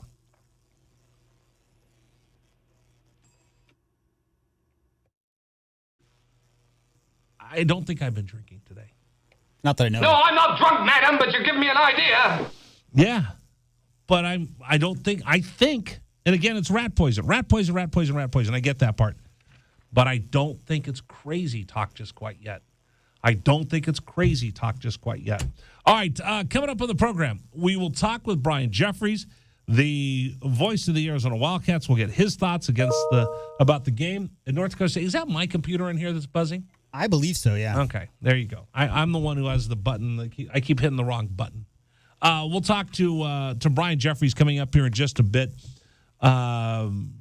Get his reaction to the North Dakota State game and start looking forward to Cal in Arizona, in Berkeley, and we'll find out where Mont Levin's favorite place to eat in the Bay Area is. So all of that coming up on the program. Don't forget Arizona Cal coming up Saturday. We'll be on the air with you at 10 a.m. for the pregame show, and then it'll be a 2:30 kick in Berkeley at Memorial Stadium, Strawberry Canyon. They'll get it on Arizona and California. By the way, tomorrow Roxy Bernstein joins us the program. A proud Cal alumni, Pac-12 Network. I don't think he's doing our game this week, but we'll get his rundown and everything because it's a big weekend in the Pacific 12 Conference. Hey, real quick, it's National Taco Month, and to celebrate, we're giving you half-off tacos with sweet deals. It's Tuesday. This Tuesday, we have a sweet deal for you from Goita's New Mexican Cuisine. You can get a $50 gift card for just $25 to use at Goita's New Mexican Cuisine. This goes on sale Tuesday at 8:30 a.m. on Wildcats Radio 1290. We will take... Oh, okay. We'll take, like I said, more of your telephone calls. And Brian Jeffries will join us here in just a moment. And I got to find something. Hold on. I left my piece of paper over here. Today's program is brought to you by QC Kinetics. Listen, if you deal with back pain all the time and shoulder pain and your elbows and your hips and you have that joint pain, what do you do for it? How do you take care of it? Do you use the same thing that your dad did? Oh. Do you do the same thing your grandparents did? Oh. Which is nothing? Listen, technology is great. I got a phone. I can watch games on it. My dad didn't have that. I've got a phone. I can watch videos on it. My grandfather didn't have that. We have so much technology, so much advances right now. Why are you using your dad's and your grandfather's way of dealing with joint pain? No. It's 2022. Get with it, pal. Call QC Kinetics right now. And don't live with that joint pain. Don't stand there and watch everybody else enjoy their lives here in Tucson while you're sitting there like, I can't get up, my back hurts. Call my friends at QC Kinetics right now, get a free consultation. They use modern, new ways of dealing with joint pain, whether it's injury or arthritis. And again, everybody, let's use steroids, pain meds, surgery. No. How about this? How about calling QC Kinetics to find an alternative way to deal with the pain? How about long-lasting relief from joint pain? If you've got a bad back, I feel for you. So right now, do this. Call to find out about regenerative treatments that can restore and repair the damaged tissue that keeps you from getting up and enjoying life. Call right now. Don't keep living with that pain. Learn how regenerative medicine can help you get your life back. No drugs, no surgery, no downtime. Call right now for a free consultation, 520-497-4955, 520-497-4955, QC Kinetics. They're located at Academy and Orange Grove, 520-497-4955. That's QC Kinetics. Coming up, Brian Jeffries joins us, the voice of the Arizona Wildcats, next here on 1290. This is the Rich Herrera Radio Show. Now streaming on Facebook Live and YouTube at Wildcats 1290 and our website, wildcatsradio1290.com. Terry crosses middle, handed to Matherin between the rings. Over for Creasa. Checked by Campbell. High screen from Koloko. Creasa around it, drives right. Throw it for Koloko, who slams it down for two. Lamb set. And the pitch to Susak, driven out towards right field. That is going to get down for a base hit and go all the way to the wall. Casagrande headed for third. They're going to wave him around. He's coming home, and the Wildcats have tied it up.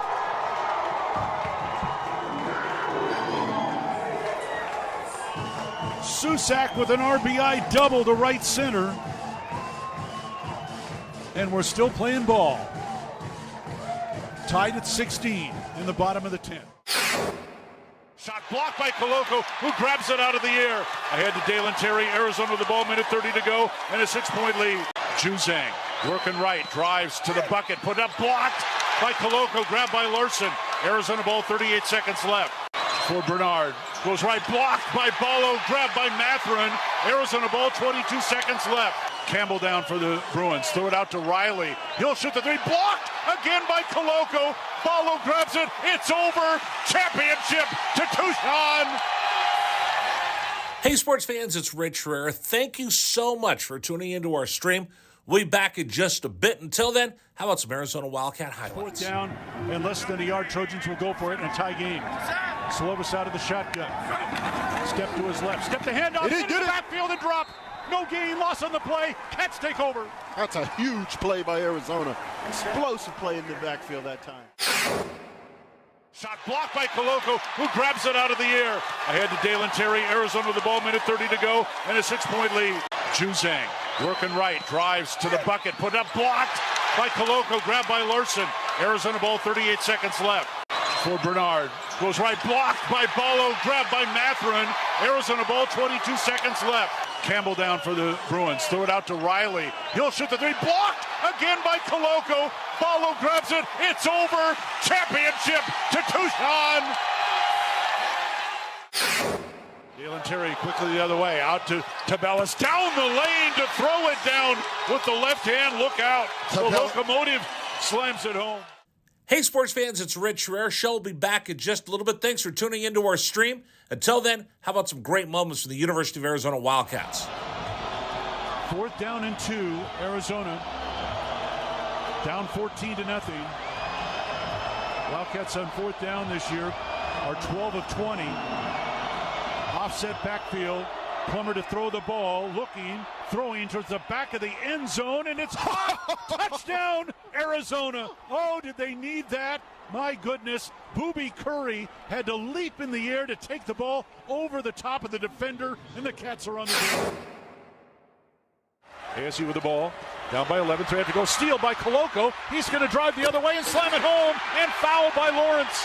Why Lawrence contested the big man, Christian Coloco, with defensive steal and flush. Lawrence picks up his third foul. Big guys love to play point guard. Coloco looked like one driving down. That was from midcourt. 3-point lead again for TCU. Down to 30 seconds left. Matherin with the ball for the Wildcats. Matherin around a Coloco screen, picked up by Lampkin. Go outside for Coloco. Feed it to Terry, right corner. Terry can't go baseline. Circles back out top to Matherin. 10 to shoot. 16 left in the ballgame. Matherin, 3 balls straight away. Good! That's a huge shot for Ben Matherin in Arizona. Timeout TCU. This ball game is knotted up. 12.6 seconds to go. Ben Matherin drains a deep 3 from straight away. He's got 24 points, and we're all even. Hey, sports fans, this is Rich Herrera. Thanks so much for tuning into our stream. Back in just a bit. Until then, how about some highlights from the University of Arizona? McLeod's going to line up under center. Wiley, the running back. Receiver either side. 2 tight ends. Oregon, 5-man front. They shift. Play fake, rolling right. McLeod looking to throw. Going deep. Down, trying to find Berrio. Makes the catch inside the 25-yard line. Still loose inside the 15. First down, Arizona. What a play by McLeod. He was smacked, but he had the presence of mind to know where Berryhill was. He threw the ball. He underthrew the ball, and Berryhill was looking back at it and made a great play on the ball. An amazing play by Jordan McLeod. Brown will take the snap a yard deep in the end zone. Straight back to throw. Has some time. Steps up in the pocket. The Wildcats have got him for a safety. second safety Arizona has recorded this season. It's a 24-12 ball game, and the Cats will get the ball. That's big. Pulling on the field is a safety. Yes. That's big time by Arizona. That time defense did a great job of just closing the pocket from the inside, and then the pressure on the outside by Hebert. They just got him. They just got there. They won their blocks that time. Excellent job by Arizona defense and really changing the momentum of this game.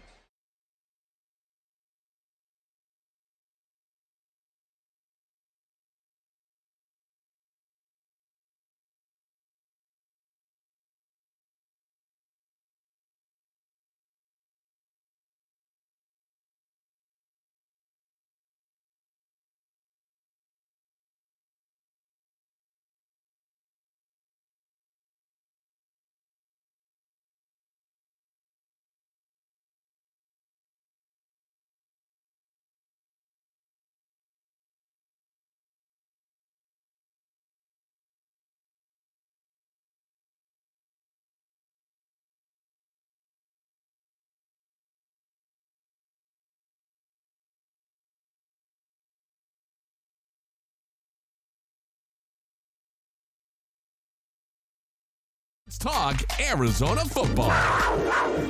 Our Arizona Insiders are brought to you by Coors Light, official corporate sponsor of Arizona Athletics. Chill on, Wildcats. Here is your host, Rich Herrera. All right. Rich Herrera with you. Thanks for joining us here on the program. We've got a lot to get to. We're going to have Brian Jeffries on with us here in just a few moments. The voice of the University of Arizona joins us every Wednesday here on 1290. There you go, J-Dub. Also, don't forget our sweet deals. One goes on sale Friday at 5. That's for Casino del Sol's Moby's. And then the other one goes on sale Tuesday for Goita's New Mexican Cuisine. All coming up on Wildcats Radio 1290.com. We're getting Brian on here in just a second. We'll talk to him about the game. And again, there were so many different takeaways that we could pull out of that game. Just an impressive win for the Arizona Wildcats against a team, and I didn't realize it until afterwards when you rewatch it, how many different looks they threw at the Arizona Wildcats. And there were some pretty special moments in that game, and I think we're going to get the Arizona Wildcats really grow after this game, to really, really grow and to see them get bigger and better. And we'll see what happens against the Cal Golden Bears coming up this week. I look at what happened, and I look how they responded, and I look how they fought through, and it's really, really impressive for these Wildcats to do what they did. And now you go to Cal, you beat Cal, you come home against Colorado. That is one heck of a beginning of the season for the Arizona Wildcats, and you can start dreaming as big as you want. You can start dreaming as big as you want when you get to that point. I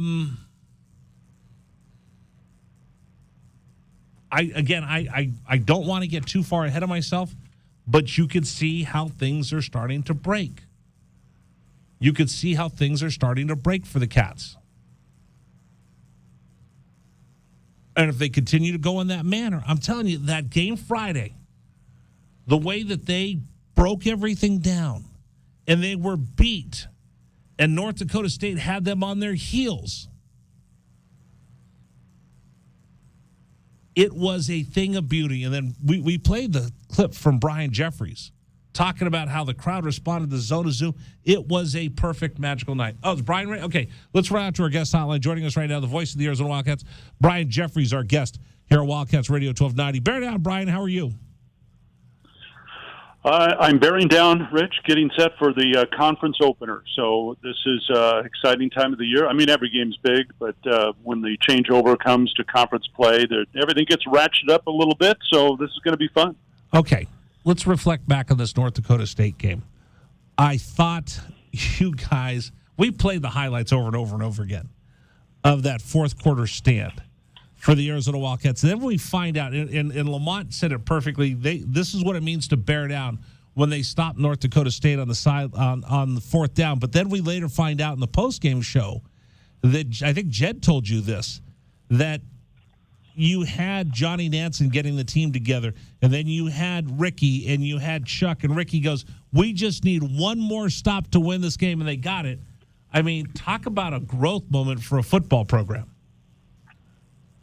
Well, certainly something we probably wouldn't have seen from the team a year ago, simply because of the change of personnel and what have you. So, yeah, I mean, it is a huge growth moment. I think that it really goes back to the first and third game this season, and I keep using that word efficiency, and I think Arizona used a lot of that in their win over San Diego State and a lot against North Dakota State, where they stuck to their game plan.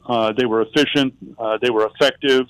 They played with great energy, and that's the way you win football games. And so they were able to do that against a really good team in North Dakota State, and it could pay dividends down the road. Certainly it was a great night. It was just a great night for football. I mean, even if you're a neutral observer sitting there watching that game, you didn't have any rooting interest for either team. It was just a great game to witness, and you just felt like it's one of those games, Rich, where every play, in particular as that second half went on, every play seemed to take on added importance, and to make those stops, and Arizona able to stop them a couple times on fourth down in that game, certainly the difference. Did you appreciate how complicated North Dakota State's offense was until you got to see them in real time calling the game, the different formations and everything else that they threw at the Cats? Well, yeah, and I mean, we're not going to see Hunter Lipke the rest of the season. That's good news. Yes. And, I think a lot of people have said, hey, gosh, they gave up over 200 yards rushing. Well, I have a feeling that North Dakota State's going to rush for 200 against a lot of teams, and there's a lot of teams in the Pac-12 that would certainly give up 200 yards rushing. The bottom line is you got to win the game. And so, Arizona was able to do exactly what they needed to do to win the game. But North Dakota State's an outstanding football team, and they present some things that you just don't see, in particular if you play in the Pac-12. You don't see that type of offense week in and week out. I think Johnny Nansen said as close as he's seen is some of the old Stanford teams when they line up with two tight ends and just run at you. And Arizona doesn't play Stanford, didn't play them last year, it won't play them again this year. And so you don't see that very often, and getting prepared for that, you just, until it's game time, it's hard to appreciate how difficult it is to stop it. And so you keep them out of the end zone, and that's the bottom line. And that's how Arizona won the game, is that they gave up some yards, but they just didn't allow North Dakota State to put up as many points as normally you see that team put up. We're talking right now with the voice of the Arizona Wildcats, Brian Jeffries. He joins us every Wednesday, 5 o'clock here on 1290, talking Arizona football. You look at what Jaden DeLora did in the bounce-back week that he had after the game against Mississippi State, and I don't think anybody was more disappointed than he was, just to see the growth one game to the next. What was your thoughts? Well, I thought he played exceptionally well, and it didn't surprise me that he was going to bounce back. And I think the entire team bounced back because everybody felt that they didn't play as well against Mississippi State as they did against San Diego State. And let's give Mississippi State credit. I mean, that's a really good football team. So they caused a lot of the problems the Wildcats had in that game. But it was important for, I think, the Cats to bounce back, which I think they did. It wasn't just Jaden. I just think it was team-wide that they were able to play a much sharper, and again, I'll go back to that word, efficient football game, and Jaden was. And, a lot of people have talked about his ability to run, which, he used his legs a lot more in this game, and I think that's just part of his growth and something that the coaches certainly talked to him about. It's not that he's going to become the next Khalil Tate. It's just a matter of using his athleticism when it's available, and that's exactly what he did. And so, heck, if he can give you 50 yards on the ground every week, that's just a bonus, because that means that the Cal Bears, for example, have to prepare for that eventuality that if he doesn't have downfield receivers, he's not afraid to run, and they've got to be ready for that, and that can open up some other things. Well, it's funny you mentioned that, because Matt Entz, the North Dakota State coach, I watched his post-game television show and I watched his radio show. I don't know why it popped up on YouTube, but I watched both of them. And he said both times that he didn't anticipate DeLauro running for first downs. He said, yeah, he's a scrambling quarterback. He extends. We saw what they did against Mississippi State, but we didn't expect him to pull the ball down and run down the field and pick up first downs. That's got to change the way that Cal and everybody else is going to look at the tape of Arizona. Like, well, wait a minute. If I drop back and I stay with the extra defensive back, there's a chance that Jaden DeLauro, if he steps in the pocket, we better make sure we stay home. He can take off and run with the ball. Yeah, I mean, you've got to account for that now. And so be it that the opposing defenses, let's say Cal decides to put a spy on him and just play a guy, well, that takes somebody out of their defense. And so it just opens up some more things. So that was very valuable. And I'm sure they look back, North Dakota State looked back at tape of Jaden at Washington State, and he was not a big runner when he was with the Cougars, but they ran a whole different offense too. And so for him to be able to do that, like I said, it just opens up some new things now. And I'm not saying he's going to go out and rush for 50 yards against Cal this week and score a touchdown, but at least the threat is there. And so the Bears have to account for that, and we'll see if the Wildcats can use that to their advantage. That's why he's the voice of the Arizona Wildcats. Brian Jeffries joining us here on 1290, because that's something that I don't think we've talked about enough, Brian, that, you know, he was in that Coug raid or whatever they called it that Rolovich had last year. Completely different. They're getting rid of the ball. It's timing. He doesn't have time to just sit there and run the way he does in this pro style. So this is a bigger adjustment that I think I've given him credit for, and I think fans understand what the offense that he came from, that he played in high school, and what he's being asked to do right now. These are quick adjustments he's making after just 3 games. Well, yeah, I mean, when you think that he played essentially the same style, if you want to call it, of offense for 6 years? 4 high school, 2 college. Right. And now he's being asked to do something different. Yeah, I mean, that's just going to take some time. And, yeah, you can practice it in spring ball. You can practice it in August. But until you're in a game situation, I just don't think you really understand what your role is going to be in. And that's why it is a learning process. It is for a lot of guys. And, again, we put a lot of attention, a lot of pressure on the quarterback. But there's other guys that are learning this system as well. And so they're getting better, and this week's going to be a huge test. I mean, Cal's a defensive-oriented team, and that's why I'm looking forward to see how Arizona plays at Memorial Stadium on Saturday. Tight end play. Glenn Howell, forever and ever and ever, talks about the tight ends. I always want to talk about the tight ends. Up until a year ago, Arizona didn't even have a tight end coach. Now you look what McLaughlin's bringing to the table, Lyons is bringing to the table, Barnett, one of the top recruits in the class that was just off the chart. This tight end position is becoming a really exciting part of the offense that Jed has right now. Well, I know they want to take advantage of it, and if it's an area that is open to them, and they probably run more 2 tight end sets this season than they did in I don't know how many games last year. And, you know, Tanner McLaughlin has been a great find, and I hope everybody heard him on the Monday Night Jed Fish show, because not only at 6'5", 240 is he an outstanding athlete, and we've seen that already on the field.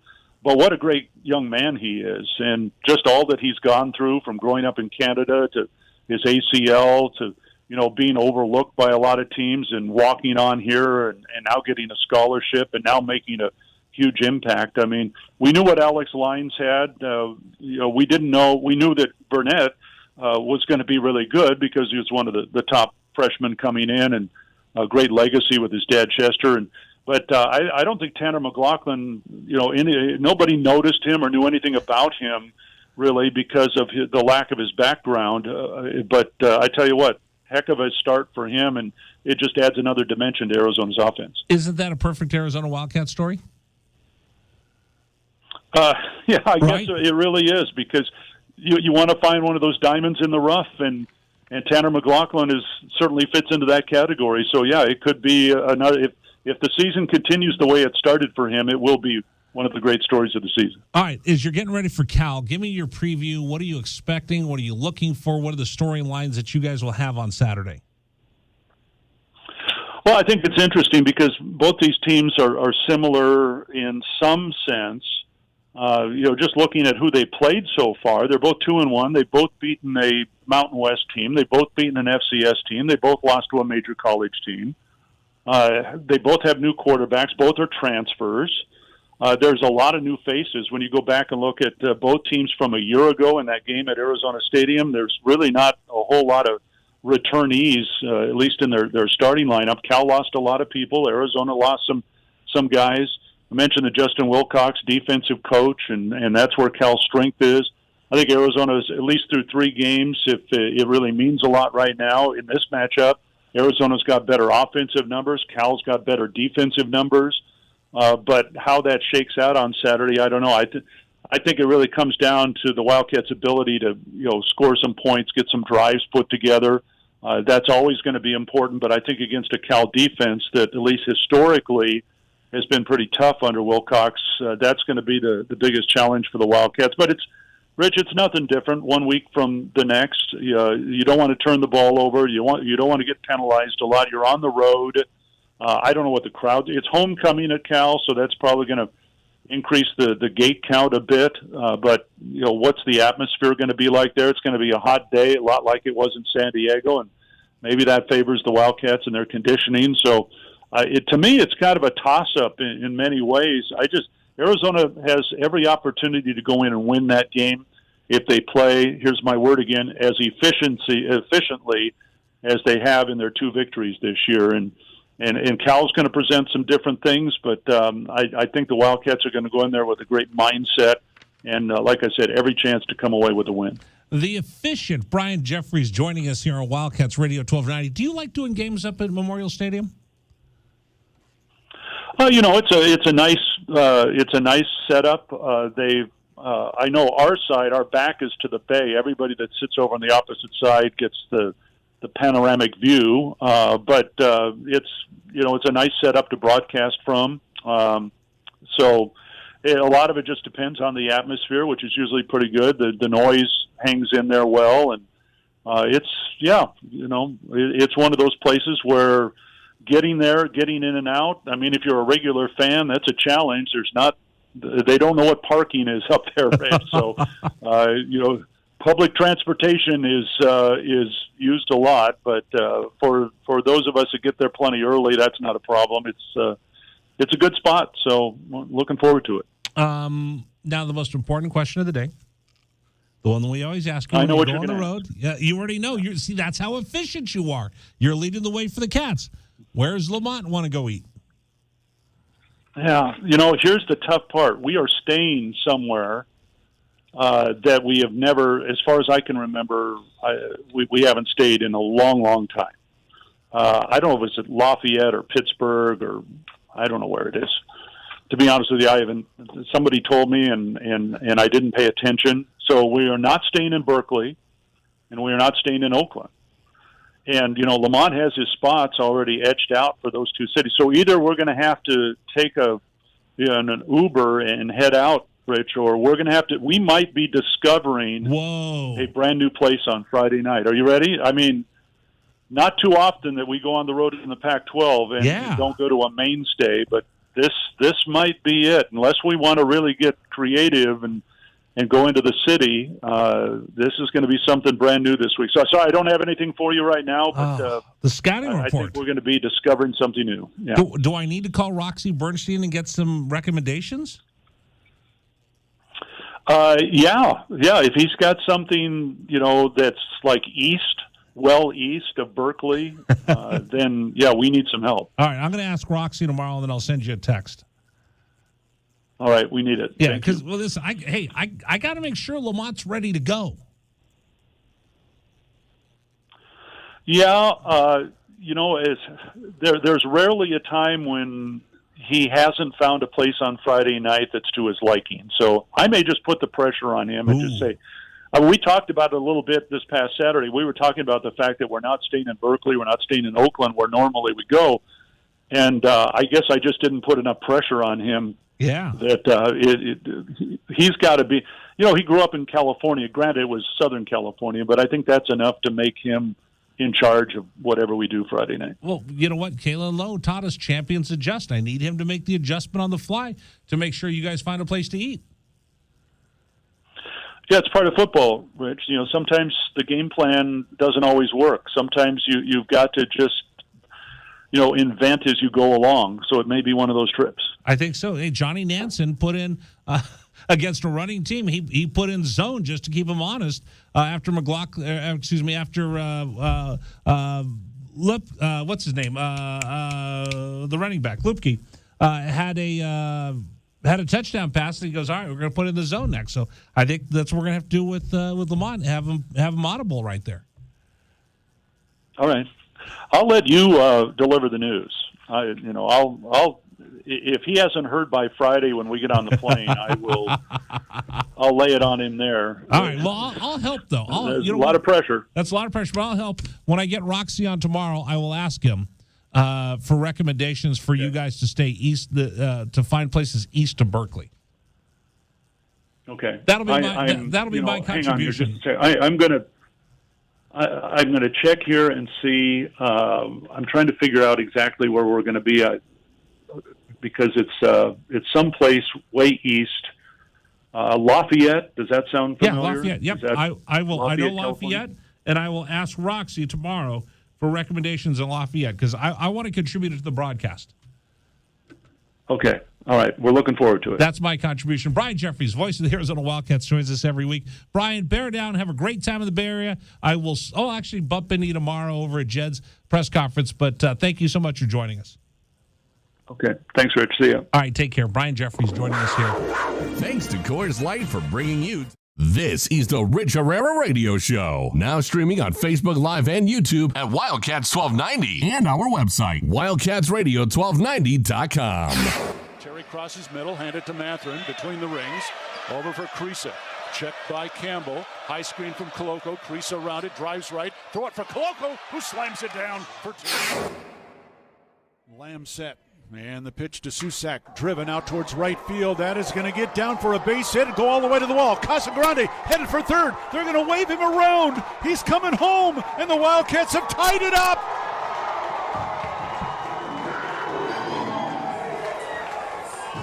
Susak with an RBI double to right center. And we're still playing ball. Tied at 16 in the bottom of the 10th. Shot blocked by Koloko, who grabs it out of the air. Ahead to Dalen Terry, Arizona with the ball, minute 30 to go, and a 6-point lead. Juzang working right, drives to the bucket, put up, blocked by Koloko, grabbed by Larson. Arizona ball, 38 seconds left. For Bernard, goes right, blocked by Ballo, grabbed by Matherin. Arizona ball, 22 seconds left. Campbell down for the Bruins, throw it out to Riley. He'll shoot the three, blocked again by Koloko. Ballo grabs it, it's over. Championship to Tucson. Hey, sports fans, it's Rich Herrera. Thank you so much for tuning into our stream.